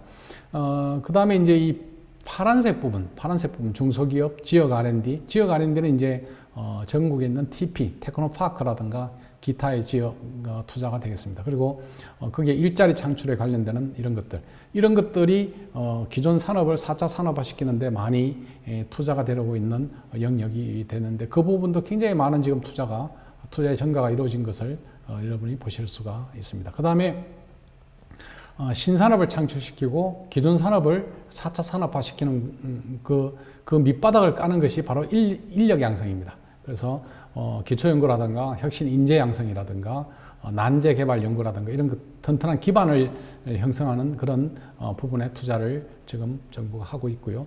그 다음에 국민의 삶의 질을 향상시키는 재난연구, 사회재난, 안전, 미세먼지, 생활환경 개선 등등의 연구가 또 이루어지고 있습니다. 그래서 이게 이렇게 큰 틀에 보시면 정부가 하고 있는 4가지 영역, 소부장이 있고 그 다음에 신산업 창출이 있고 그 다음에 기존 산업을 대체시키고 그 다음에 인프라를 깔고 하는 영역들로 있습니다. 그래서 정부도 정확하게 글로벌 트렌드의 선두에서 그 일을 할 수 있는 여러 가지 일들을 지금 하고 있는 걸 여러분들이 아실 수가 있습니다. 지금 보시는 게 이제 문재인 정부의 13대 혁신 성장 동력을 보시고 있습니다. 크게 지능형 인프라, 스마트 이동체, 융합 서비스, 산업 기반 이렇게 되어 있는데요. 우선 빅데이터가 있습니다. 빅데이터, 정부가 하고 있는 빅데이터 사업 누누이 말씀드렸습니다. 이제 빅데이터를 만들어야 정보의 바다를 만들 수가 있을 것이요. 그 다음에 5G, IoT를 상용화시키는 차세대 통신 부분. 그리고 이제 이번에 예타를 통과돼가지고 이제 5G가 아니라 6G까지 지금 연구가 진행이 되고 있고 선행 연구가 진행이 되고 있고 계획대로 된다면은 2028년 늦어도 2030년 때 10년 후에는 6G를 구현을 할 겁니다. 6G는 5G의 또 한 30배 정도의 속도와 그리고 용량을 전송 용량을 가지고 있기 때문에 완전히 새로운 혁신, 기존에 우리가 가능할 것이라고 생각했던 많은 기술적, 산업적 구현이 6G, 5G를 통해서 많이 구현될 걸로 지금 보여지고 있습니다. 그 다음에 또 하나가 이제 인공지능이죠. 인공지능. 그래서 인공지능 기술은 우리나라가 전 세계적으로 그렇게 탑권에 있지를 못하고 있습니다. 그게 객관적인 평가입니다. 전 세계에서 제일 많은 논문을 내고 있는 나라는 놀랍게 미국이 아니고 중국이고요. 그다음 중국, 그다음 미국, 그다음에 이제 선진국을 가지고 있고 우리나라는 아직 AI 분야에서 큰 두각을 나타내지 못하고 있습니다. 그래서 이 분야를 지금 키워야 되는 그런 반드시 키워야 되는 필요성을 가지고 있습니다. 그리고 역시 5G 세상에서 가장 총화가 될 향후 10년에 가장 총화가 되고 있고 새로운 산업을 형태로 구동시킬 것이 바로 자율주행인데 지금 현재 레벨 3 수준에서 레벨 4 운전기사가 없는 단계까지 가야 되는데 많은 노력이 지금 필요한 단계고요. 그 다음 여기에 이제 자율주행과 더불어 연료기관을 지금 화석연료가 아닌 전기, 수소차로 전환시키는 작업을 하고 있고 그래서 이거는 안 할 수가 없죠. 유럽이라든가 이런 데서 자동차에 대한 할당제, 즉 이 화석연료를 쓰지 못하도록 하는 할당제들이 들어와 있기 때문에 이 분야의 산업은 굉장히 급격하게 커질 수밖에 없고 전 세계가 지금 선두로 뛰기 위해서 굉장히 노력을 하고 있는 부분이 되겠습니다. 그리고 드론 부분이 또 굉장히 중요한 산업 형태를 띠고 있고요. 그 다음에 이제 융합 서비스 부분에서는 맞춤형 헬스케어입니다. 그래서 우리들가 가장 관심 가지고 있는 맞춤형 헬스케어인데 잘 아시는 것처럼 헬스케어는 BT에다가 IT 기술 그리고 심지어는 NT 기술까지 나노 기술까지 포함시켜서 이제 이루는 새로운 산업 형태이기 때문에 저희들 기술에 적합하고 지금도 열심히 하면은 경쟁력을 선두로 갈 수 있는 좋은 영역이라고 생각이 됩니다. 그리고 스마트 시티 지금 많은 정부가 기획을 하고 있고요. 그 다음에 AI, VR, 가상 증강현실 부분에서 지금은 이 부분이 4G에서는 좀 미약하지요. 근데 5G가 되면은 완벽히 구동이 되고 6G가 되면은 거의 이 스타워스의 영화에서 나오는 수준까지 가지 않을까 이렇게 보여집니다. 그 다음에 이제 지능형 로봇 부분입니다. 그래서 우리나라도 이제 전 세계에서 공장에 로봇이 가장 많이 들어간 나라는 중국입니다. 한 40만 대 정도 들어가 있다고 보고 있고요. 근데 인구 비례로는 7년 연속 전 세계에서 우리나라가 제일 로봇이 많이 들어가 있습니다. 인구 비례로는. 그래서 우리나라가 로봇을 굉장히 많이 쓰고 생산성 올리고 있는데 그 로봇에다가 이제 인공지능을 입히는 행위, 그런 것들이 가장 지금 중요한 산업적 지금 이 필요성을 가지고 있는 부분이 새로운 산업 영역이 된다고 보여집니다. 그리고 이제 지능형 반도체, 이제 지능형 AI를 구동시키는 지능형 반도체입니다. 이제 비메모리 반도체, 시스템 반도체가 되겠죠. 그 다음에 이제 첨단 소재 부분, 혁신 신약, 신약 부분이 있고요. 신재생 에너지, 이런 것들이 이제 문정부가 추구하는 부분인데 아마도 다음 정부가 오더라도, 그 다음 정부가 오더라도 이 부분에 당분간 한 10년 동안은 이 부분에 몰두를 해야 되지 않을까 이렇게 생각이 됩니다. 이번 정부가 특히 꼭 찍어서 3대 신산업을 만들겠다고 선언을 하고 투자를 대폭적으로 늘린 분야가 있었죠. 아까 예산적으로 제가 말씀을 드렸습니다. 3대 신산업 빅3가 지금 보시는 것처럼 이제 시스템 반도체, 바이오 헬스, 미래차 영역이 되겠습니다. 시스템 반도체는 말씀드렸지만 우리나라가 이제 메모리 반도체 부분에서는 전 세계 1위지 않습니까? 거의 한 70%를 차지하죠. 삼성전자하고 SK 하이닉스가 차지하고 있는데 시스템 반도체, 즉 비메모리 반도체는 지금 대만의 TSMC를 중심으로 해서 설계도 있고 파운드리도 있고 있습니다. 그래서 앞으로 이 부분은 이제 우리나라가 아직도 미흡한 부분이 있고, 물론 삼성전자가 한 15, 6%, 7% 정도 되는 영역을 차지를 하면서 삼성에서 이제 많은 투자를 지금 거의 한 133조를 하겠다 이렇게 선언을 하고 있습니다. 그래서 정부와 맞추어서 지금 중소기업을 육성시키고 하는 일을 지금 집중적으로 추구하겠다. 그래서 많은 투자가 이루어지고 있고요. 그 다음에 이제 바이오 헬스입니다. 바이오 헬스, 의료 빅데이터 구축, 신약, 의료기기 사업화, 헬스케어, 질병치료 선진화 부분에서 정부가 신산업 빅3 중에 한 개로 선정을 해오고 있고요. 그 다음에 누누이 말씀드렸던 미래차, 친환경차, 스마트카, 이런 차로 가는 이 빅3가 이제 우리나라를 구동할 것이고, 이건 우리나라만 사실 중요한 것이 아니라 전 세계적으로 이 분야에서 굉장히 중요성을 인식을 하고 투자를 많이 하고 다음 세 2020년대를 구동시킬 큰 축으로 보고 있습니다. 자, 지금까지 제가 1시간가량 세상의 변화, 즉 4차 산업혁명과 우리나라 정부가 지금 어떤 준비를 하고 있는지에 대해서 조금 말씀을 드렸습니다.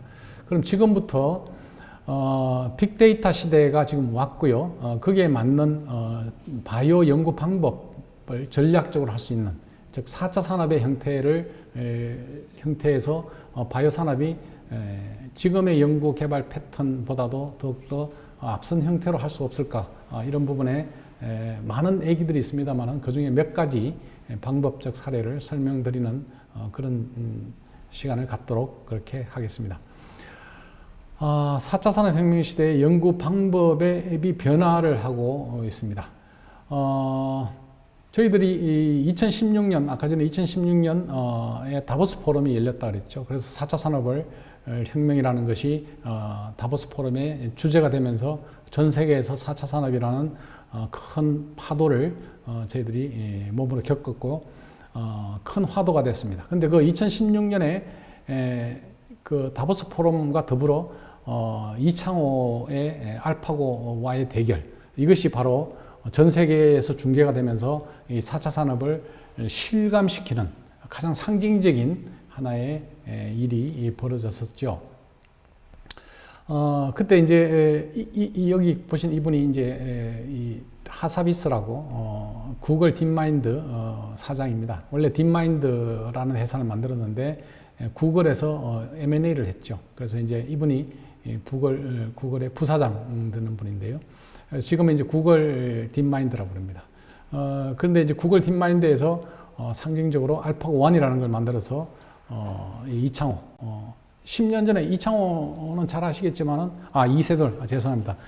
자꾸 이창호는 20년 전에 전 세계에서 최고의 스타였고요. 그 다음에 10년 전에 최고의 스타는 이세돌이었죠, 이세돌. 그리고 지금의 가장 최강자는 커제라고 보고 있습니다. 물론 박정환도 있지만은, 얼마 전까지는 커제가 전 세계 타이틀을 휩쓸었었습니다. 그래서 이제 이세돌 10년 전에 세계 1위였던 이세돌과 대결을 시켰죠. 그래서 4대1로 그때 알파고 1이 이겼지 않습니까? 이거 몇 주간 했지 않습니까? 기억이 나시죠? 어떤 기분이 드셨던가요? 저도 이 바둑을 계속 봤습니다. 다른 분들하고 똑같이 보면서 그 몇 주간 굉장히 좀 우울했습니다.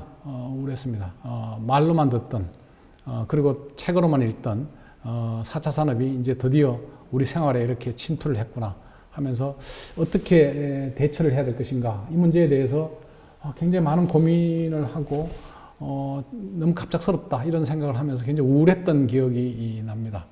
그런데 이제 그 시점을 잘 보시기 바랍니다. 2016년 3월 달에 알파고 1을 만들어서 이세돌에 충격을 줬습니다. 근데 1년 2개월이 지나서 알파고 2를 만들었습니다. 왜냐하면 커제가 그 당시에 뭐라고 그랬냐면은 10년 전의 왕자라서 그렇고 나는 요즘 세계 1위 나는 이길 수 있습니다 라는 얘기를 커제가 했습니다. 그래서 다시 커제에게 알파고 2를 만들어서 이 바둑을 시켰죠.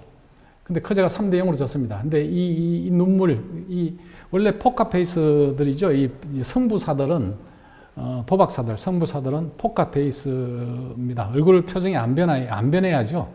자기 내면을 안 들켜야 되는데, 커제도 비교적 그런 편인데, 이 유명한 커제 눈물입니다. 바둑을 두다 말고 엉엉 우는 장면입니다, 지금. 이렇게 해도 안 되고 저렇게 해도 안 되고 도저히 안 돼서 그때 막 답답하니까 자기도 모르게 눈물이 나서 엉엉 우는 장면입니다. 그래서 이 커제 눈물을 유명한 누가 얘기를 했는데, 인간의 눈물이다. 이제 더 이상 인간이 컴퓨터를 못 이기는구나 하는 눈물이다. 이런 식으로 글을 쓰는 걸 제가 본 적이 있습니다. 예, 인간의 눈물입니다. 커제 눈물, 인간의 눈물. 그렇게 했던 것이 바로 2016년 5월 달에 이 사건이었고요. 그때 이제 이 하사비스는 그때 그렇게 얘기했습니다. 알파고를 어디다 쓸까 생각하면 흥미가 진전하다. 이렇게 얘기를 했습니다. 자, 요것이 이제 알파고 1, 2의 얘기였는데, 이제부터 본격적인 충격을 또 한 번 겪게 됩니다. 요게 시점을 잘 보시기 바랍니다. 2017년 5월이었고요. 근데 2017년 10월이 되면서 알파고 3를 만들었습니다. 하사비스가 알파고 3를 만났는데, 이 알파고 3는 소위 말해서 딥마인드라고 하는 놀라운 그 인공지능 시스템을 넣었습니다. 어떤 거냐면은 기존의 알파고 1, 2는 이 알파고 1, 2에다가는 많은 기사들의 기보를 그동안에 바둑 뒀던 기록을 전부 다 컴퓨터에 입력을 시켜가지고 그 기록을 보고 알파고가 스스로 공부를 하던 그런 상황이었습니다. 근데 알파고 3는 인간의 기보를 전혀 가르쳐주지 않고 스스로 독학을 했답니다. 놀랍지 않습니까? 예, 그래서 이거를 알파고 제로라고 표현을 했습니다. 알파고 제로. 인간의 기보를 안 넣어줬는데 혼자 공부를 했다. 혼자 공부를 했는데 3시간이 지나니까 초보자 수준이 됐고, 19시간 만에 실리, 집, 세력을 이해하기 시작했고, 72시간이 되니까 기존의 알파고 2하고 경쟁을 붙였습니다. 알파고 2하고 알파고 3하고 시합을 붙였더니 알파고 3가 알파고 2를 100대 0으로 이겨가지고 끝냈다. 이런 게 나왔습니다. 여러분 이거 보셨나요? 이게 어마어마한 충격이었습니다. 정말. 기존의 알파고 1, 2는요, 인간의 기보를 넣어줬기 때문에 인간이 흉내를 내는 거죠. 그래서 인간보다 더 낫도록 하는 겁니다. 그래서 이런 인간의 한계가 있다면은 그 한계 밑에서 가장 최고의 상황에 도달했는데, 알파고 3는 인간의 기보를 넣어주지 않고 독자적으로 공부를 했고, 거기에 스스로 지혜가 생겼기 때문에 인간의 한계를 돌파해 버렸다는 상징적인 것이 있습니다. 바로 이것이 인공지능의 무서움이었고, 이것이 2017년 10월 달의 상황이 되겠습니다. 자, 이것이 이제 우리 연구 현장에 들어오기 시작하는 단계를 거치게 됩니다. 이게 보시는 것처럼 이제 알파고 4입니다. 알파고 4. 이 하사비스가 지금 세 가지 알파고 4를 통해서 세 가지 숙제를 지금 연구를 하고 있다고 합니다. 첫째가 단백질 폴딩, 두 번째가 에너지 절감, 세 번째가 신소재 개발입니다. 단백질 폴딩은 좀 이따가 말씀을 드리고요. 에너지 절감 부분을 말씀을 드리겠습니다. 이 구글은 플랫폼 기업이죠. 그래서 빅데이터를 가지고 운영을 합니다. 플랫폼을 깔기 위해서는 어마어마한 메모리 반도체, 메모리 칩이 들어가야 되지 않습니까? 그래서 메모리 칩을 무지하게 깝니다. 그래서 우리나라의 삼성전자가 5년, 6년, 7년 전에 어마어마하게 메모리 반도체를 많이 팔았고요. 그래서 이 플랫폼을 세팅시키는 데 삼성전자가 큰 수혜주였고 한때 순이익이 60조가 난 적이 있었죠. 이 반도체로. 그래서 우리나라에서 큰 성장을 했던 그런 기억이 있는데 이때 메모리 칩들이 엄청 깔았던 겁니다. 근데 이 메모리 칩에서 열이 엄청 나는 거죠. 전기를 엄청 먹습니다. 그리고 열이 많이 납니다. 그래서 이거를 이 열을 빼기 위해서 이렇게 추운 지방에다가 플랫폼을 까는데요. 이것을 알파고 4가 알고리즘을 통해서 에너지 절약시키는 연구를 했습니다. 그 결과로 전기값을 40% 절감을 했답니다. 이것은 바둑에서 배운 전략을 그대로 적용한 것이다. 이런 결과를 냈습니다. 그래서 어마어마한 금전적 이익을 남겼다. 이런 얘기를 내고 있습니다. 근데 알파고 4가 또 아까 첫 번째 주제가 단백질 폴딩이죠. 여러분들이 잘 아시겠습니다만은 단백질 폴딩하고 병과의 질병 관계의 연관성을 해서 노벨상을 받은 것이 있죠. 그래서 그 이론을 기반으로 해서 하사비스의 부인이 이태리 출신의 분자생명공학자입니다. 그래서 알츠하이머 질환을 연구하는데 이 단백질 폴딩으로 그 문제를 푸는 연구를 지금 하고 있답니다. 그래서 남편인 하사비스한테 그 문제를 같이 풀어달라 이렇게 얘기해서 하사비스가 지금 알파고 4를 통해서 이 단백질 폴딩으로 신약을 만드는 알츠하이머 질환 치료제를 만드는 연구를 지금 하고 있답니다. 어떻게 결과가 나올까요? 정말 궁금합니다. 저도 이 결과가 어떻게 될지 도대체 이런 결과가 만약이라도 나오기 시작하면은 어떻게 나올까? 그 다음에 그것이 우리의 연구 내용하고는 어떤 영향을 미칠까에 대해서 흥미진진하게 지금 계속 저는 주시를 하고 있습니다.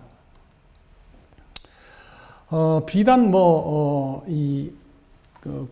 구글 하사비스뿐만 아니라 전 세계 선도 연구 조직 기업들은 무지하게 많은 AI 연구를 지금 하고 있고 우리나라도 아마 40여 개의 기업이 이 연구를 지금 하고 있는 걸로 알고 있습니다. MIT도 AI를 이용해서 이 드러그 디자인을 하고 있다고 해서 뉴스에 논문이 나왔고 그걸 뉴스화됐던 내용입니다. 그리고 아까 신소재를 개발한다 그랬죠. 신소재. 그래서 실험도 하기 전에 개발된 신소재. 즉 실험실에서 우리가 웹랩에서 이렇게 직접 하는 것이 아니라 컴퓨터가 알파고 4가 알아서 지금 새로운 신소재를 계속 밤잠도 안 자고 지금 그 똑똑한 알고리즘으로 하고 있다는 거죠. 놀랍습니다. 이 결과가 어떻게 나올까요? 흥미진진하지 않을 수가 없습니다. 그래서 지금 연구의 패턴도 상당 부분 변경이 되고 있는 것을 아실 수가 있습니다. 앞으로 제가 독자적으로 제가 한번 정리해서 만든 표입니다. 4차 산업혁명 시대가 기존의 산업 패러다임에서는 정보의 바다에서 산업 패러다임이 정보의 바다에서 빅데이터가 만들어져서 가치를 창출시키고 그것이 데이터 플랫폼으로 최적화되고 스마트 팩토리, 스마트 딜리버리가 된다고 말씀을 드렸지 않습니까? 이것이 연구 현장에서는 어떻게 구현이 될 것인가 입니다. 먼저 정보의 바다를 연구 현장도 만들어야 될 겁니다. 정보의 바다는 역시 특허와 논문과 시장에 대한 그리고 제품에 대한 정보가 되겠습니다. 전 세계에서 지금 이 특허가 1년에 한 400만 건씩 지금 출원 등록되는 걸로 추정을 하고 있습니다. 그리고 논문도 마찬가지입니다.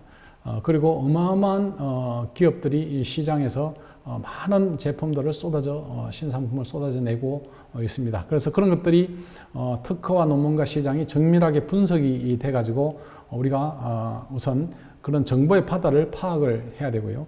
그 다음 두 번째는 그것이 빅데이터화 될 겁니다. 빅데이터. 그래서 우리가 빅데이터를 쓸 수 있는 데이터베이스를 확보를 해야 됩니다. 그리고 그 데이터베이스의 분석을 통해서 지금은 그것이 인공지능을 통해서 예측과 맞춤이 되는 일부 단계도 있습니다. 일부 단계 있죠. 아까 전에 보신 것처럼 알파고 4가 지금 하고 있는 일이 바로 이 일입니다. 기존에 있는 많은 이 특허, 논문, 시장 등등 많은 공개된 정보, 비공개된 정보를 전부 다 모아가지고 데이터화 시켜서 그것을 알파고 4가 문제를 풀어내고 있지만 모든 연구 현장이 지금 인공지능을 쓸 수 있는 단계는 아닙니다. 결국 지금 현재 인공지능은 우리 연구자들이 되겠습니다. 연구자들이 기존에 있는 빅데이터를 분석해가지고 거기에다가 어떻게 하면 고객 가치를 창출시킬 것이냐, 즉 잠재된 고객 가치를 도출시키는 것. 고객 가치, 기존에 있는 고객 가치의 대체, 즉 가성비를 따지는 것이 아니라 우리는 새로운 혁신 연구, 새로운 산업을 만드는 연구를 많이 하기 때문에 잠재된 고객의 가치를 창출시키는 것. 이것이 굉장히 중요한 연구의 핵심 영역이 된다고 보여집니다. 그리고 그것들이 IoT, IoB, IoE가 되듯이 빅데이터를 활용해서 연구를 최적화시키는 형태로 나타날 걸로 보여지고요. 그 다음에 그것이 연구를 자동화시키고 인공지능을 구축해서 궁극적으로는 스마트 팩토리가 되는 것처럼 연구가 자동으로 인공지능에 의해서 구축되는 시스템으로 갈 걸로 보여지고요. 그 다음에 그것이 대형 성과가 나오도록 하는 연구 전략을 구축해서 소비자에게 가져가도록 합니다. 근데 연구 성과를 이왕 연구하는 인풋이 있다면 그것을 어떻게 대형 성과로 창출시킬 것이냐. 이거는 전략상의 문제라고 보여집니다. 전략상의. 전략이라는 것은 연구 리소스가 다르지 않습니까? 연구비가 큰 연구비, 작은 연구비, 뭐 3억짜리도 있고 5억짜리도 있고 1억짜리도 있고 10억짜리도 있고 100억짜리도 있고 그렇습니다. 그리고 거기에 투입되는 연구비에 따라서 인력도 다르고요. 그 다음에 스페이스도 다르고, 그 다음에 연구에 투입되는 시간도 1년짜리도 있고 3년짜리도 있고 10년짜리도 있습니다. 그래서 많은 시간축이 다 다르고요. 그래서 이런 것들, 이 각각의 리소시스를 최대한 이용해서, 즉 연구 자원을 최대한 이용해서 주어진 자원으로 최대한 원하는 생산성을 얻도록 하는 것이 바로 연구 전략이라는 개념입니다. 전략. 연구 전략은 주어진 자원으로 원하는 최대의 생산성을 얻는 방법을 구축하는 겁니다. 그래서 이런 방법이 4차 산업에 맞도록 대형 성과를 창출시키도록 하는 방법을 구축하고 시스템을 구축하는 것. 이것이 이제 연구 전략인데 그 연구 전략이 가장 중요한 시점이 되고 있고 그 시스템을 전체적으로 업그레이드 시키는 것이 가장 중요한 연구 현장의 과제가 된다고 보여집니다. 자, 그러기 위해서 이제 정보의 바다에서 빅데이터가 만들어지는 그 과정에서 제일 먼저 우리가 체크를 해야 될 게 특허 부분인데요. 특허 부분은 특허 매핑을 그리도록 그렇게 하고 있습니다. 그래서 특허 맵에 대해서 설명을 좀 드리도록 하겠습니다. 특허 맵은 전 세계에 잘 아시겠습니다만 특허 맵은 이제 먼저 특허를 이해를 하는 단계를 거치게 되죠. 근데 특허는 동일한 형태를 띠지 않습니까? 그래서 특허의 넘버가 있고 특허 출원 날짜가 있고 그다음 발명의 명칭, 그다음 발명자가 누군지, 출원인이 누군지, 그다음에 발명에 대한 기술 코드가 어떻게 되는지 그런 게 있고, 그다음에 선행연구, 선행기술, 그다음 선행특허 이런 것들을 다 밝혀야 되고요. 그다음 심사관 변리사, 그다음에 그래서 우리가 어떤 초록을 내고 나서 그래서 우리가 하려고 하는 연구 요번 특허의 도면을 나타냅니다. 그리고 발명의 배경에 대해서 쓰고요. 그다음 발명에 대한 상세한 설명을 씁니다. 그래서 이런 내용들이 이제 몇 페이지에서부터 몇백 페이지까지 특허마다 이렇게 전개가 되겠죠. 그렇게 되면은 이제 결국 제일 중요한 것이 이제 청구항이 되겠습니다. 그래서 이 청구항이 결국 나의 권리, 출원인의 권리이기 때문에 좋은 특허는 청구항이 그다음에 많고 그다음에 그것이 폭이 넓고 깊이가 깊고 하면은 좋은 특허가 되겠습니다. 그래서 이 청구항을 잘 작성을 해야 됩니다. 지금까지 보신 여러 가지 이 특허에서 관련해서 들어가는 핵심 내용들을 하나하나 전부 다 뜯어다가 빅데이터, 정보의 바다에서 빅데이터를 만들어서 그것을 데이터베이스화 시키면은 정보의 바다를 만들 수가 있겠죠. 분석을 할 수 있을 겁니다. 그래서 지금 보시는 것이 특허 검색의 툴이 되겠습니다. 툴. 그래서 지금 국내에서도 많은 데이터베이스가 있고요. 제가 권해드리는 것은 그 중에서 키프리스. 키프리스는 정부의 통계청에서 지금 특허정보원에서 운영을 하도록 통계청 산하기관이죠. 거기서 운영하도록 되어 있는데 굉장히 많은 특허를 커버를 하고 있습니다. 근데 한 개 이 특허 데이터베이스마다 전 세계의 모든 특허를 커버하는 특허 데이터베이스는 없습니다. 일부 국가들이 중국이 빠졌거나 뭐 남미가 빠졌거나 뭐 러시아도 없을 수 있고요. 중국이 없을 수도 있습니다. 그 다음에 뭐 한국에 없는 특허도 있고요. 등등. 그래서 이런 특허들을 잘 이제 저희들이 분석을 해가지고 어떤 특허 맵을 쓸 것인지에 대해서 데이터베이스 쓸 것인지에 대해서 분석을 해야 됩니다. 그리고 국외 데이터베이스도 많이 있습니다. 그리고 어떤 데이터베이스는 무료고요. 어떤 데이터베이스는 유료 데이터베이스가 있습니다. 그래서 여러분들이 어떤 데이터베이스를 활용할 것인가에 대해서 공부를 좀 많이 하시면은 정보의 바다에서 빅데이터를 만들어서 가치를 높이는 행위를 충실히 하실 수 있을 걸로 보여집니다. 지금 오늘 시범으로 보여드리는 데이터베이스에는 사례를 보여드리는 겁니다. 미국, 독일, 유럽, 영국, 일본, PCT를 커버하고 있습니다. 여기 이 특허에는 러시아 특허, 중국 특허, 뭐 남미 특허, 뭐 아프리카 특허, 뭐 등등 많은 특허들은 빠져 있다는 것을 아실 수가 있습니다. 그래서 아까 전에 이제 특허 청구할 때 들어가 있는 많은 내용 컨텐츠들을 이제 발명자라든가 출원 연도라든가 국가라든가 뭐 기술 분류라든가 등등 여러 가지들이 이제 셀에 넣어 가지고 빅데이터를 만들어서 분석을 하면은 세상에 없는 정보들이 나타나기 시작합니다. 문헌학자들의 연구에 의하면은 기존에 있는 문헌에서 얻을 수 없는 70%의 정보가 특허 데이터베이스를 통해서 특허 정보를 통해서만 얻을 수 있는 걸로 나타났습니다. 그래서 우리가 정확한 정보 분석을 통해서 전략과 전술 구사를 해야 되는데 그 기본이 되는 것이 바로 특허 분석이고 방대한 특허를 전부 다 볼 수 없기 때문에 그것을 특허를 매핑을 해서 분류를 해서 우리가 원하는 정보를 보고 평가를 할 수 있다. 이런 내용이 바로 특허 매핑이 되겠습니다. 그래서 이런 것들을 이제 상징적으로 보는 하나의 장표가 되겠습니다. 지금 어떤 기술의 코드를 그 특허 맵에 넣어가지고 분석을 해보면은 그 중에 나오는 여러 가지 기법 중에 하나입니다. 내가 어떤 영역에서 연구를 해야 될 것인가를 어느 영역에 깃발을 꼽아가지고 연구할 것인가. 깃발을 꼽을 영역이 다 다르지 않습니까? 이렇게 바다에 돌멩이 던지는 이런 연구도 있습니다. 이거는 기초 연구고 굉장히 소중한 연구가 되겠습니다. 그리고 이렇게 여러 기술을 융합해서 원천 기술을 만드는 새로운 영역의 기술도 있을 수 있고요. 이런 영역은 특허들이 모여있는 영역입니다. 그래서 제법 특허, 용도 특허를 만들어서 새로운 신시장을 창출시키고 신제품을 창출시키는 그러한 연구도 되겠습니다. 그래서 예를 들어서 교육부라든가 과기부의 일부 연구는 바로 이런 바다의 연구를 시킬 것이고 그 다음에 이런 연구는 과기부라든가 기타 산업진흥 부처들, 복지부, 농림부, 직영부에서 등등 하는 이 원천 연구 그리고 이런 거는 이제 산업부나 중기부가 하는 이 산업 적용 연구 등등 여러 영역에서 내가 어떤 포지셔닝을 취해서 연구를 한다는 것을 보여줄 수가 있다는 것이죠. 지금 보시는 거는 이제 바이오 센스 칩이라고 하는 이 영역에서의 전 세계 특허입니다.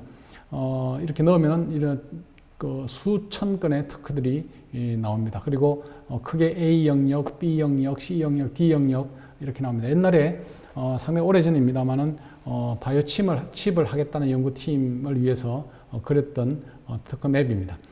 그래서 많은 특허 중에서 어떤 영역에서 구체적으로 할 것인가를 전략을 구축할 때, 예를 들어 나는 D 영역에 어떤 지점에 뭐 때문에 연구를 하겠다라고 하는 내용을 잘 구축하고 설득을 시키고, 그 다음에 그 연구 전략을 공유를 하고 전략을 세울 때 꼭 필요한 기법이 바로 이런 영역이 되겠습니다. 지금 보시는 그림은 동물 세포 발현에 관한 연구를 하겠다고 해서 프로포즈를 올렸을 때 제가 매핑을 해본 내용이 되겠습니다. 보시는 것처럼 수천 건의 지금 특허가 나와 있습니다. 그래서 그때 제안하신 박사님에게 박사님 이게 수천 건의 특허가 있는데 어떤 영역을 하시겠습니까? 제가 물어봤습니다. 그랬더니 그 중에서 이 영역을 하겠다 이렇게 얘기를 하셨습니다. 근데 그 영역에도 자세히 이렇게 보면은 산이 높은 건 거의 이 특허들이 모여서 이제 비즈니스들이 이루어지고 있는 것이라고 보시면 되겠습니다. 수없이 많은 특허들이 있고 있습니다. 산업 영역입니다. 거기서 뭘 연구를 하겠냐 이런 얘기입니다. 그러면은 결국 어떤 공백 영역의 한 부분을 하겠다는 얘기를 지금 제안을 한 겁니다. 근데 보시는 것처럼 프로포잘에 이렇게 연구 영역을 넣으면 수천 건의 특허가 나옵니다. 그럼 결국 이 수천 건의 연구 영역과 부딪히는 연구 영역에 제목을 붙인 겁니다. 그래서 제가 보기에는 중복 연구의 대부분은 모호한 연구 제안에서 발생한다. 이것이 제가 이 전략 기획을 하면서 늘 생각하는 부분입니다. 제목이 좀 구체적이고 정확하고 연구 영역이 포인트가 정확하고 그것에서 어떤 고객 가치를 입힐지에 대해서 많은 수기를 하면은 정확하게 자원을 효율적으로 사용을 하실 수가 있다고 보여집니다. 그래서 이런 특허 맵은 지금 많은 영역에서 지금 현재 활용을 하고 있죠. 지금 이 시청을 하시는 분들 중에서도 상당히 특허 맵을 많이 활용을 하실 걸로 생각이 됩니다. 국가 수준 경우에 저도 이제 국가 기획, 예를 들어서 생명과 육성 기본 계획이나 생명과 육성 기본 계획 1차 계획, 2차 계획을 제가 연구 책임자로 만들었었습니다. 1차 계획은 총괄 간사를 했고 2차 계획은 얘가 연구 책임자로 해서 진행을 했었는데요. 이번에 국가 3차 계획이 만들어졌죠. 그리고 많은 뇌기본 계획, 줄기세포 계획 등등 생물 자원 계획 등등 여러 가지 계획들이 만들어질 때 꼭 하는 게 국가 수준에서의 특허 분석을 꼭 하게 됩니다. 그래서 국가가 한정된 자원으로 우리나라의 한정된 자원으로 어디에 집중적으로 투자할지에 대해서 전략을 잡을 때 꼭 필요한 것이 특허 맵이고요. 그 다음에 기업 수준에서 전략을 잡을 때 꼭 필요합니다. 기업이 기술 전략, 기술 포트폴리오나 테크놀로지 플랫폼 계획, 기술 개발 동향을 파악을 한다든가 기술 개발의 협력 기관을 탐색해가지고 협동 연구를 할지 M&A를 할지 여러 가지 전략을 구축을 할 때라든가 우리가 만든 기술을 라이센싱 인, 라이센싱 아웃 전략을 만들 때, M&A 전략을 구축할 때, 그 다음에 특허 침해에 대한 대응 전략을 수립을 할 때, 그 다음에 특허에 대한 자산가치 평가나 관리를 할 때, 그 다음에 경쟁사 제품에 대해서 사업 전략, 기술 전략, 경쟁력 분석, 제품 분석 등등을 할 때 전반적으로 전부 다 특허 맵을 가지고 합니다. 상대방은 특허를 통해서 기업을 보호시키려고 다 공개를 하기 때문에 그 정보를 모으면은 저희들은 기존에 없는 70%의 상세한 정보를 특허 분석을 통해서 아실 수가 있고 그걸 통해서 전략을 수립을 하실 수가 있습니다. 그리고 과제 한 개, 프로젝트 수준에서는 선행기술 조사라든가 프로젝트 아이디어 탐색, 개발기술의 특허성 평가, 연구자 탐색, 공동연구기관 탐색 등등 프로젝트 수준에서도 많은 정보를 활용할 수가 있습니다. 그래서 이제 이 특허 맵은 연구 기획 단계, 그 다음에 개발 및 특허 출원 단계, 비즈니스 단계, 라이센싱 단계, 그리고 소송 단계, 전 단계에서 전부 다 쓰고 있습니다. 그래서 우리나라가 지금 잘하고 있는 것들이 이제 만료 특허를 미리 준비했다가 제너릭 제품을 만든다든가 여러 가지 하는 그런 데도 쓰고 있고요. 그 다음에 스테이트 오브 디 아트를 할 때도 쓰고 있죠. 그 다음에 특허성 검색, 신규 특허 모니터링 검색, 특허 침해에 대해서 조사할 때, 라이센싱을 할 때, 무효 검색을 할 때 등등 모든 영역에서 좀 특허 맵을 다 그리고 있습니다. 그래서 이런 부분을 자유롭게 쓸 수 있는 단계가 되면은 우리가 연구의 효용 가치를 홀대 극대화시킬 수 있는 그런 영역이 된다고 보여집니다. 자, 구체적인 매핑 사례에 대해서 말씀을 좀 드리도록 하겠습니다. 제가 생명과 정치연구 센터장을 할 때 그 보고서를 총서를 220권을 냈는데 그 중에 많은 보고서들이 이런 특허 매핑이 되어 있습니다. 그 보고서들을 바이오인 아시죠? 바이오인에 들어가시면 그 보고서를 다운로드 받으셔서 보시면 되겠습니다. 그 중에 한 사례인데요. 제일 먼저 특허 매핑할 때 기술 분류를 합니다. 기술 분류. 그래서 이걸 테크 트리라고 그러죠. 테크 트리를 그립니다. 그래서 기술 분류를 중분류, 세분류 기술을 이렇게 선정을 해서 기술 분류를 봅니다. 그래서 중분류, 세분류 등등 쭉 기술 분류를 전문가들과 같이 하게 되고요. 그 다음에 검색 기간을 입력을 시키면 됩니다. 원하는 검색 기간, 뭐 1년을 넣을 수도 있고 10년을 넣을 수도 있고 그 다음에 한 달을 넣을 수도 있고요. 그 다음에 이제 국가를 지정을 하는데 이거는 이 데이터베이스가 제공해주는 국가를 이렇게 설정을 합니다. 그 다음에 분류 기술마다의 이 데이터베이스가 요구하는 검색 키워드, and, or로 형성되어 있는 영역을 설정을 하고 그 다음에 특허를 그대로 검색해서 이 특허를 분석을 해가면서 우리가 전략을 구축을 하는 단계를 들어가면 됩니다. 이거는 이제 국내 특허니까 여기 앞에 보신 특허에는 이건 이제 여기는 국내 특허가 없죠. 근데 국내 특허도 분석을 해야 된다면은 이렇게 국내 특허를 제공해주는 데이터베이스를 활용해서 하시면 됩니다.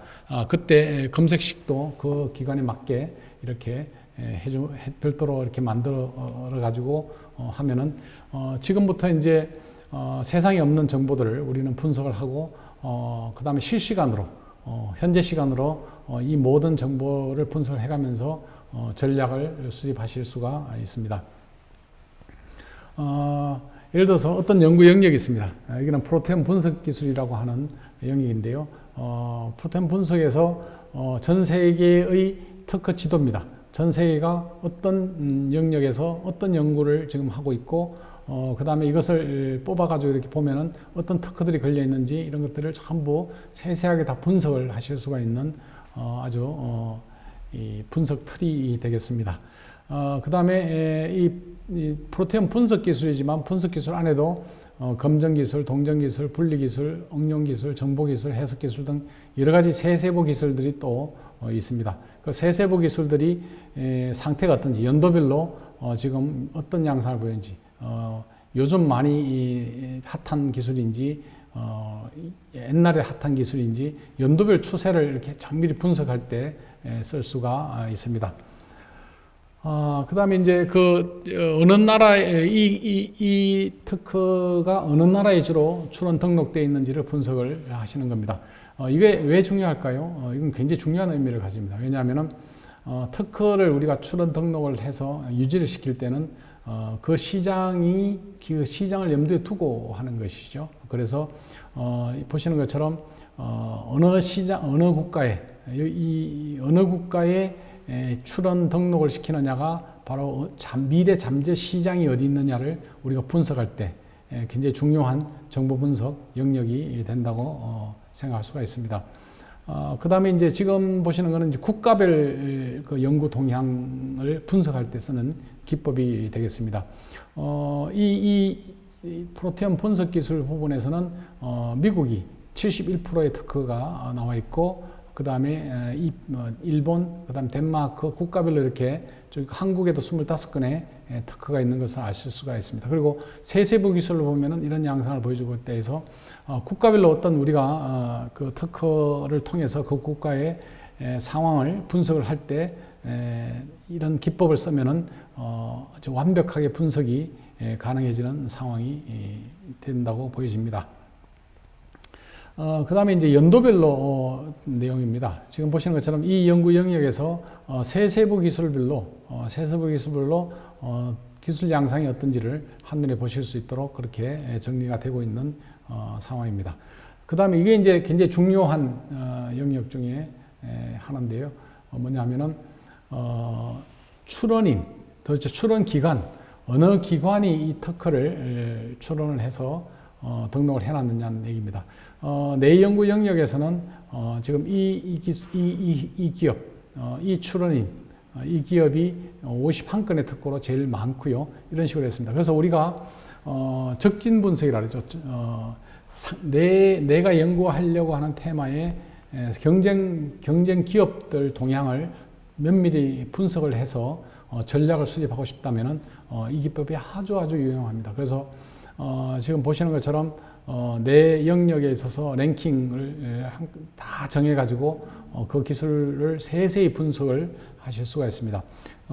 그 기술이 제일 많이 낸 기업들이 연도별로 양상은 어떤지, 연도별로 그래서 옛날에 많이 내고 요즘에 안 내는 건지, 요즘 최근에 많이 내는 기술 영역인지, 기업인지 등등 이런 것도 상세히 분석이 가능하고요. 그 다음에 또 하나는 제일 많이 낸 기업이지만은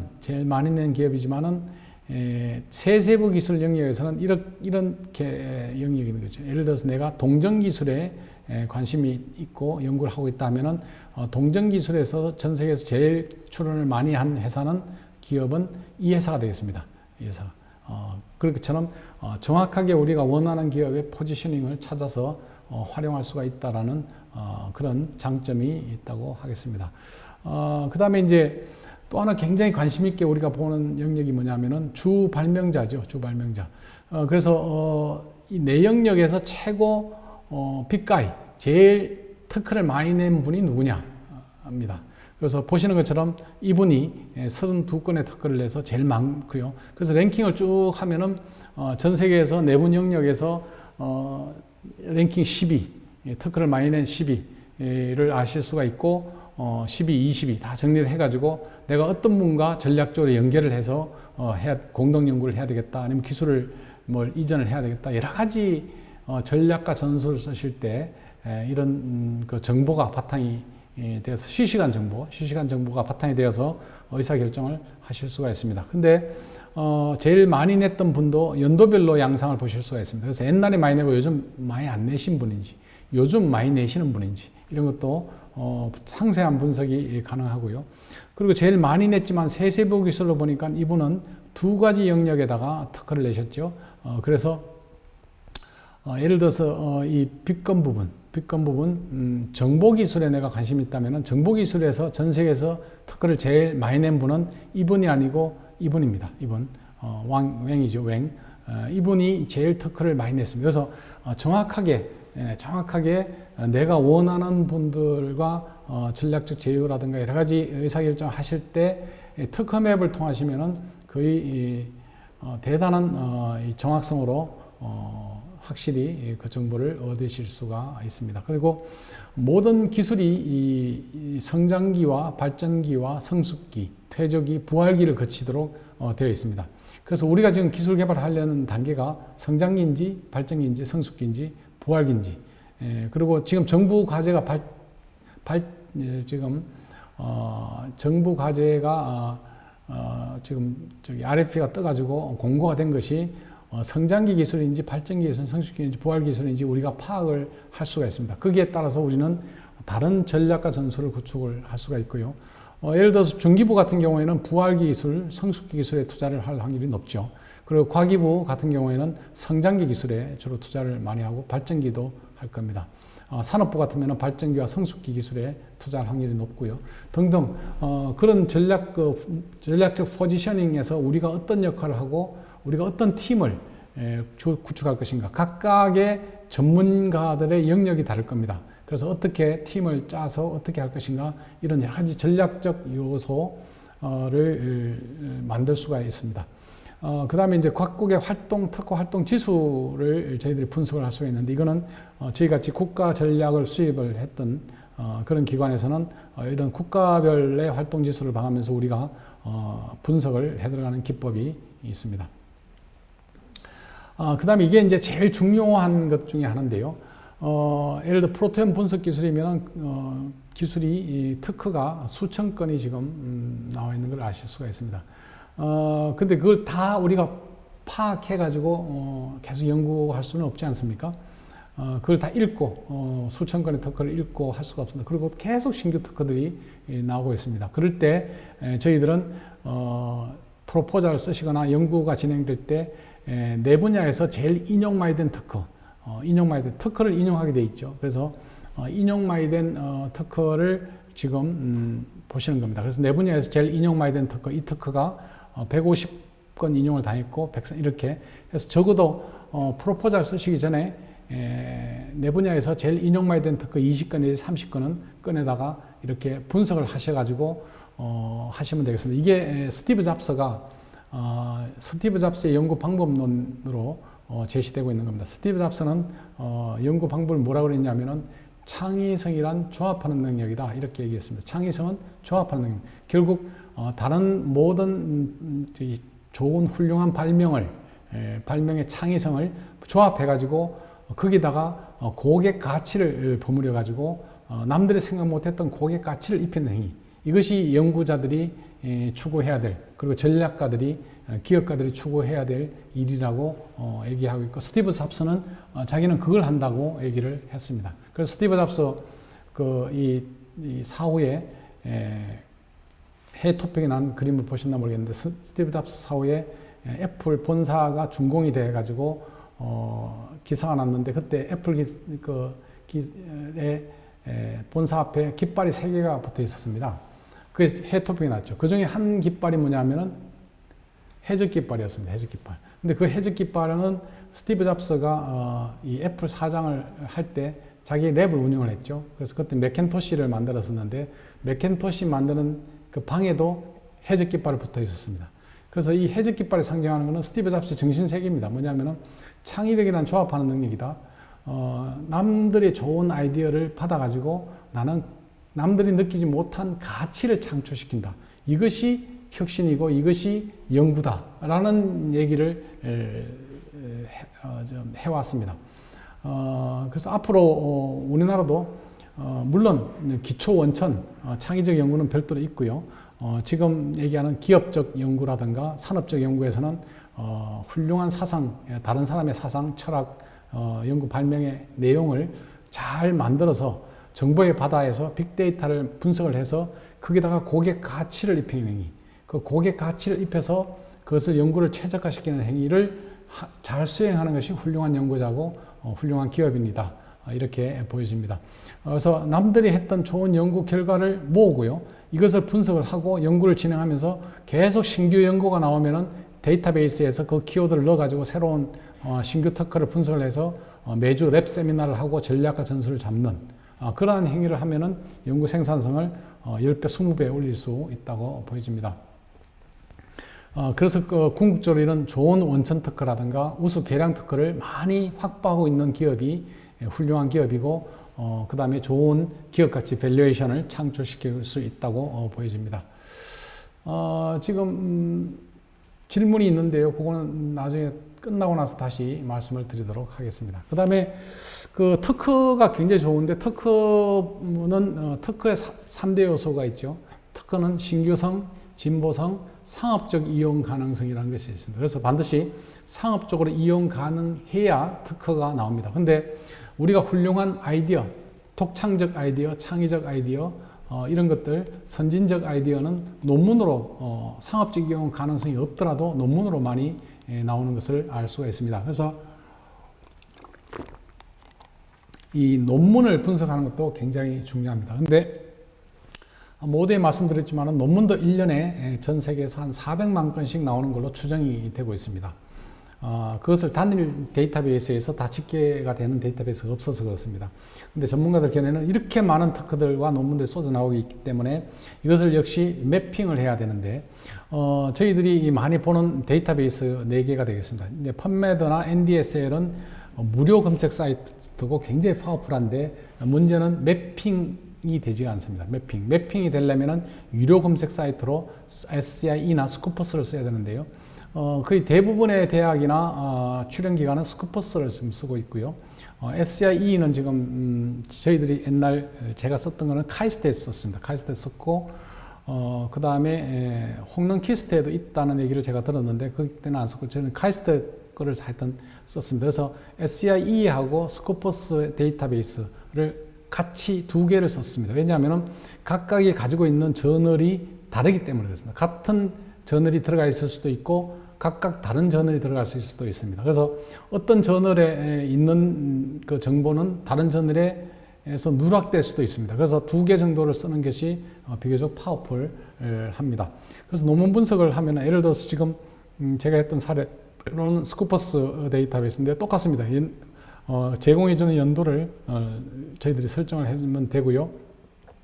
역시 테크 트리를 그려가지고 이 데이터베이스가 쓰는 키워드를 집어넣고 거기에 논문을 찾아내면 됩니다. 그렇게 해서 찾아내면은 이 데이터베이스는 지금 제가 이 표적 단백질 발굴이라고 하는 연구 테마를 가지고 연구를 했는데 이 당시 시점에서 9,009건의 논문을 보유하고 있다고 지금 답을 주고 있습니다. 그 다음에 표적 단백질 발굴이라는 것은 이 데이터베이스에서는 임팩트 팩터 8.2짜리 이 저널에 2036건을 가지고 있고 등등 쭉 해서 이 저널이 가지고 있는 데이터베이스에 내가 보고 싶은 논문들이 쭉 제시가 되고 있는 것을 아실 수가 있고요. 그 다음에 표적 단백질 발굴인데 이 표적 단백질 발굴에서 이거를 이용해가지고 내가 예를 들어서 뉴로사이언스 연구를 하는 팀이다. 그러면 뉴로사이언스 연구는 2767건의 논문이 이 데이터베이스에 지금 수록이 되어 있음을 알 수가 있습니다.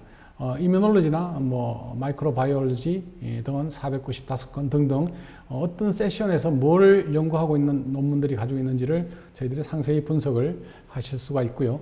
그 다음에 이제 굉장히 중요한 것이 내 분야에서 빅가이가 누구냐 이거죠. 훌륭한 분이 내 분야에서 제일 논문을 지금 많이 내신 분이 이분은 보니까 암스테르담에 있는 대학 교수님이시네요. 이분이 121건의 논문을 냈습니다. 이런 식으로 쫙 있습니다. 그래서 내 분야에서 특허를 제일 많이 낸 분 10분, 내 분야에서 논문을 제일 많이 낸 분 10분 정도는 다 파악을 하고 그분들의 동향을 전부 다 분석을 해가지고 내가 연구하려고 하는 분야의 전략과 전술에 그분들을 동참을 시키는 것이 굉장히 연구 생산성을 올리는데 굉장히 중요하다고 생각이 됩니다. 그리고 또 하나 굉장히 중요한 것이 바로 내 분야에서 제일 인용 많이 된 논문입니다.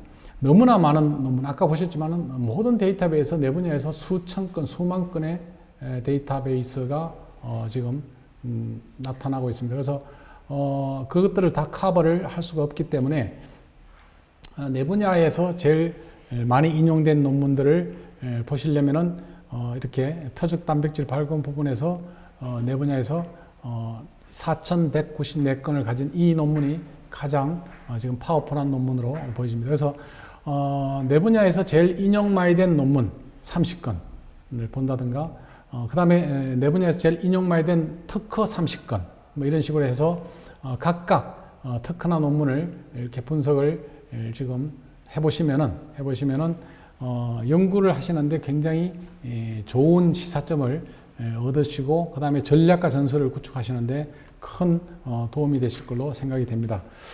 그 다음에 이걸 이제 연도별로 이렇게 보실 수도 있습니다. 이거 짜게 가지고 예를 들어서 90년, 2000년, 2010년 이렇게 봤는데요.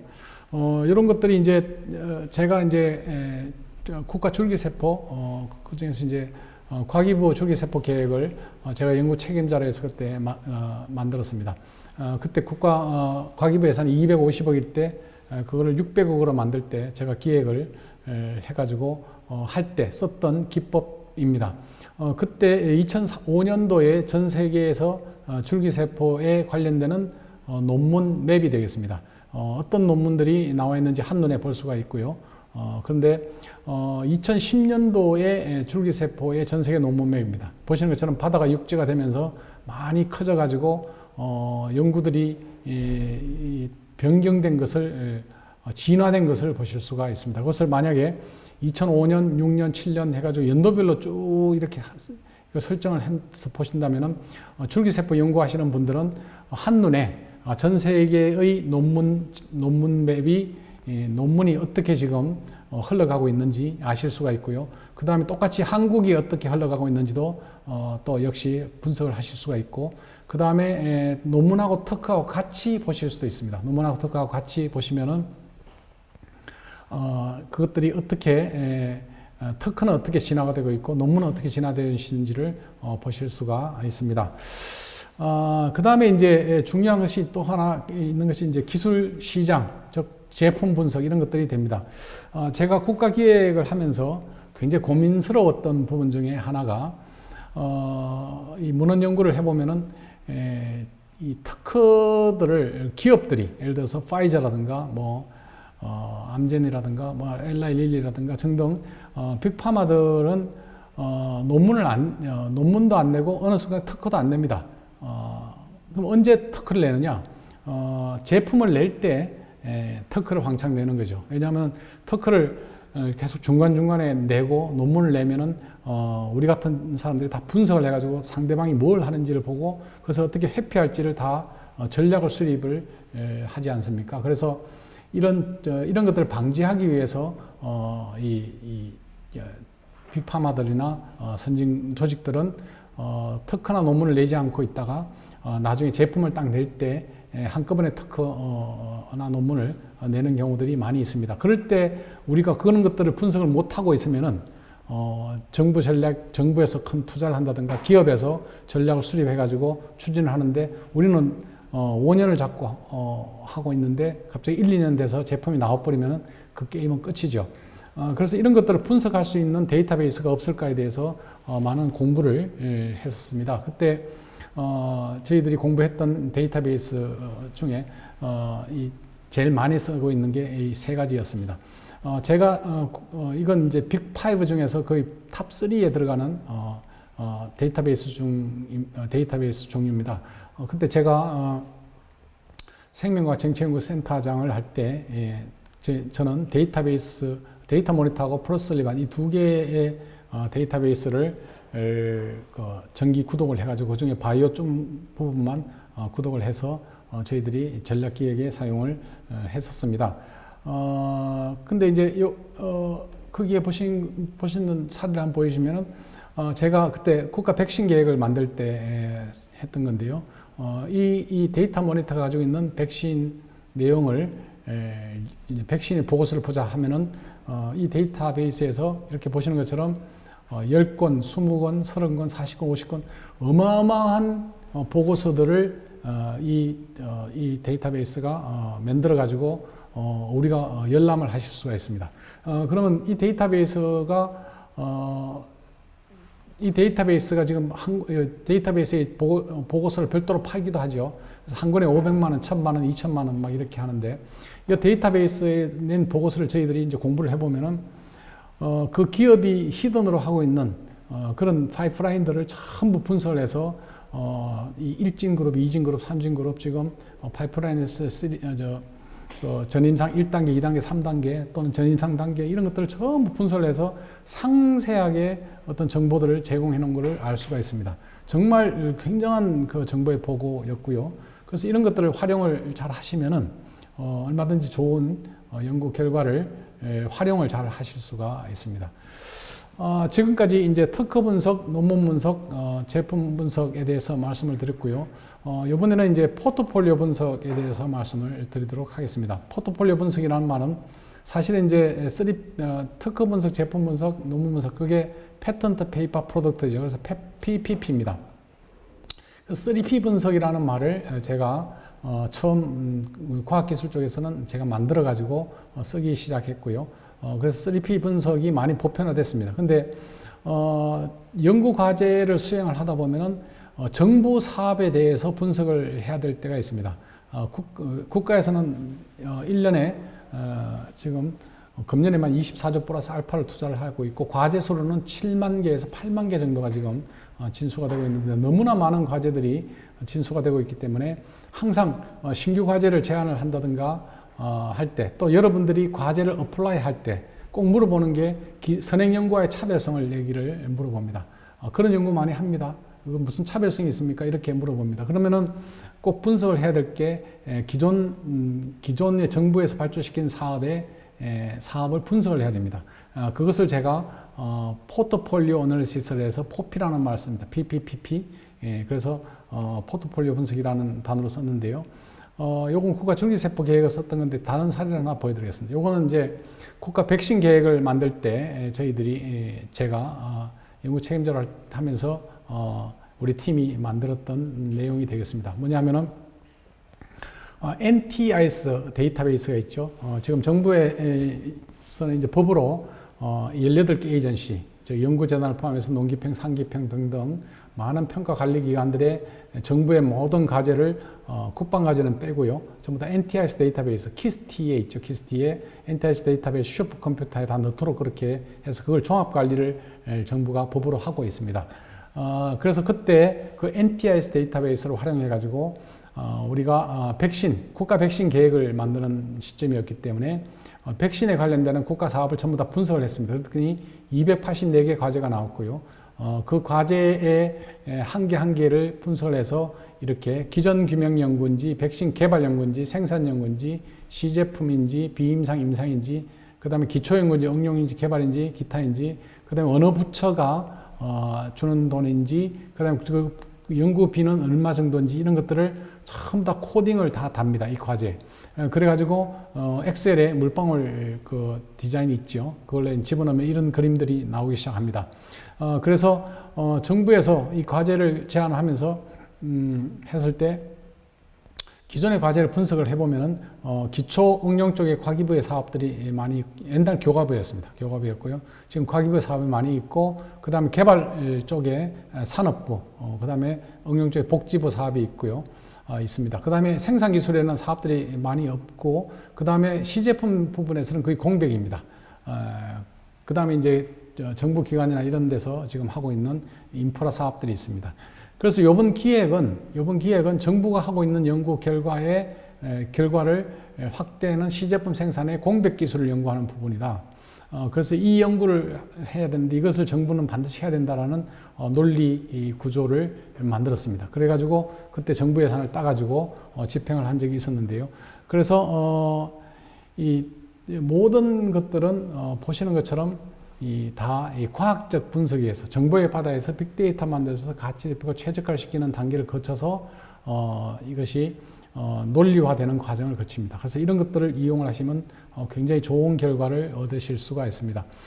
그래서 이런 식으로 어떤 연구 영역, 여러분들이 지금 추구하시는 연구 영역이 있으면 그 연구 영역의 논문, 초록색은 논문이고요. 빨간색은 특허입니다. 논문과 특허가 어디에 분포되어 있고, 그 다음에 미래 시장은 어디에 분포되어 있는지를 보면서 여러분들이 전략과 전술을 수립을 하고 제안을 하시고 과제를 추진하시면은 굉장히 훌륭한 결과를 얻으실 수가 있고, 그러려면은 빅데이터를 이제 확보하시고 공부를 하셔야 되겠습니다. 그래서 정보의 바다에서 빅데이터가 만들어지는데 지금 현재 바이오 쪽에도 다른 기술과 마찬가지로 바이오 쪽에도 빅데이터가 쓸 수 있는 빅데이터가 보신 것처럼 있습니다. 그래서 빅데이터를 활용해서 그게 가치를 입히는 행위, 가치를 어떻게 입힐 것이냐, 고객 가치를 어떻게 창출시킬 것이냐, 그 분야를 연구하고 추구하는 것이 굉장히 연구 생산성을 올려서 궁극적으로 여러분들이 나침판을 들고 지름길로 가서 큰 성과를 얻을 수 있는, 대박이 얻을 수 있는, 그래서 그 궁극적으로 연구 개발 예산을 효율적으로 쓰고 할 수 있는 그런 부분을 드는 것이 굉장히 이 4차 산업 연구에 있어서 굉장히 중요한 빅데이터를 활용한 전략을 구축하는 그 부분의 연구가 굉장히 필요합니다. 지금까지 제가 책을 4권을 쓴 친구들하고 썼는데요. 그 내용을 좀 말씀을 드렸습니다. 자, 지금부터 이제 질문을 좀 말씀을 드리는데, 질문 나온 것 중에 보니까 특허맵을 어떻게 할 수가 있느냐, 해주는 곳이 있느냐, 이런 얘기를 지금 물어보셨습니다. 특허맵은요, 전문으로 해주는 곳이 지금 검색을 해보시면 몇 군데가 있습니다. 그리고 특허 변리사 사무실에서도 해주기도 하고요. 그 다음에 별도로 사실은 특허맵을 의뢰를 하는 것은 바람직하지 않다고 생각합니다. 왜 그러냐면은 특허맵은 특허나 논문은 살아있는 생물처럼 매일매일 특허들이 내 분야에서 쏟아져 나오고 있지 않습니까?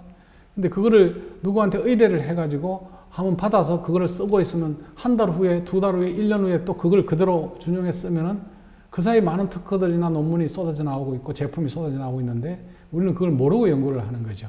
그래서 제가 권해드리는 거는 조금 공부를 더 하시더라도 하시더라도 이런 데이터베이스를 쓰는 법을 배우고 이런 데이터베이스를 쓰시는 걸 배우고 특허맵을 직접 그리고 하는 것을 배우시기 바랍니다.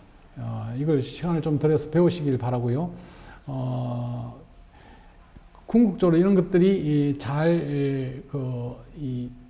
본인들이 스스로 습득이 돼줘야 여러분들이 효율적으로 연구를 하시라도 실시간으로 정보를 구독을 해서 여러분들이 원하는 정보를 통해서 랩 세미나를 하시고 매주 랩 세미나를 하시고 전략을 잡으시고 토론을 하시고 할 때 한 주일 사이에 나와 있는 특허, 한 주일 사이에 나온 논문, 한 달 사이에 나와 있는 새로운 제품에 대한 정보 이런 것들이 모여져서 거기에서 우리가 가려고 하는 로드맵에 따른 전략과 전술을 구축하는 것 이것이 굉장히 필요하다고 생각이 됩니다. 그러려면은 처음에 좀 힘드시더라도 이 특허 맵을 그릴 수 있는 즉 정보의 바다에서 빅데이터를 구동할 수 있고 그 빅데이터를 구동해서 거기다가 어떻게 하면은 최고의 가치를 입힐 수 있는가에 대한 연구를 하신다면은 여러분들이 연구 생산성이 10배, 20배 올라갈 겁니다. 올라가시고 가장 먼저 대형 성과를 창출시킬 수 있도록 될 걸로 보여집니다. 제가 2시간이면 짧다면 짧은 시간이고요. 길다면 긴 시간인데 좀 드릴 말씀은 굉장히 많은데 오늘 2시간 동안에 드릴 4차 산업에 관련되는 연구 방법에 대한 핵심 내용만 좀 말씀을 드리고 미진한 부분이 많이 있을 걸로 생각이 됩니다. 그거는 또 제가 여기 이메일이 있으니까 이메일을 주시면은 추가로 또 제가 보완 설명을 하실 수 있도록 그렇게 하겠습니다. 자, 바이오 산업은 지금 글로벌로도 그렇고 우리나라도 주력 산업이 돼 있어서 큰 발전이 예상이 되고 있고 현재도 BBIG의 선두에 바이오 산업이 들어가 있고요. 앞으로 큰 성장이 예상이 됩니다. 여러분들 모두 좋은 성과를 내셔서 그 선두에서 바이오 산업을 키우시고 그리고 국가를 키우시고 하는 일에 매진해 주시고 해주시길 부탁드리고요. 그리고 이때까지 이런 노력을 해서 바이오 산업이 이만큼 커진 것에 대해서도 큰 감사를 드리는 바입니다. 이상으로 오늘 제 90차 저희 바이오 아이코아 아카데미는 마치도록 하겠습니다. 자, 마지막으로 공지 말씀을 하나 드리도록 하겠습니다. 차기 교육 안내를 해드리도록 하겠습니다. 차기는 91차가 됩니다. 91차의 아카데미, 바이오 아이코아 아카데미는요, 11월 9일 날, 월요일입니다. 11월 9일 날 오후 3시에 글로벌 벤처 네트워크의 조영국 대표님이 해주시는데 그 내용은 바이오 기업의 사업계획서 작성법입니다. 조영국 대표는 바이오 분야에서 전문으로 지금 투자 인큐베이션을 해주고 있고 1년에 수십 개, 제가 알기로 40개 정도의 기업을 지금 글로벌로까지도 바이오 기업에 투자를 하고 있고 또 인큐베이션을 지금 직접 하고 계십니다. 그래서 바이오 기업들이 어떻게 사업 계획서를 쓰고 비즈니스 모델을 설정을 하고 그렇게 해야 훌륭한 사업 계획을 쓸 수 있는지에 대해서 본인이 수십 년 동안 지금 가지고 있는 노하우가 있습니다. 그리고 지금 실전을 하고 계시기 때문에 저희들이 몇 차례 우리 오프라인 강좌에서 1박 2일로 이런 교육을 했는데 아주 가장 인기 있는 이 강사십니다. 여러분들 시간을 꼭 내셔서 이 내용을 들으시면은 아마 지금 사업계획서 전략서를 만드는데 큰 도움이 되지 않나. 그것도 실전 전략서. 그리고 투자를 받으실 때도 필요하고요.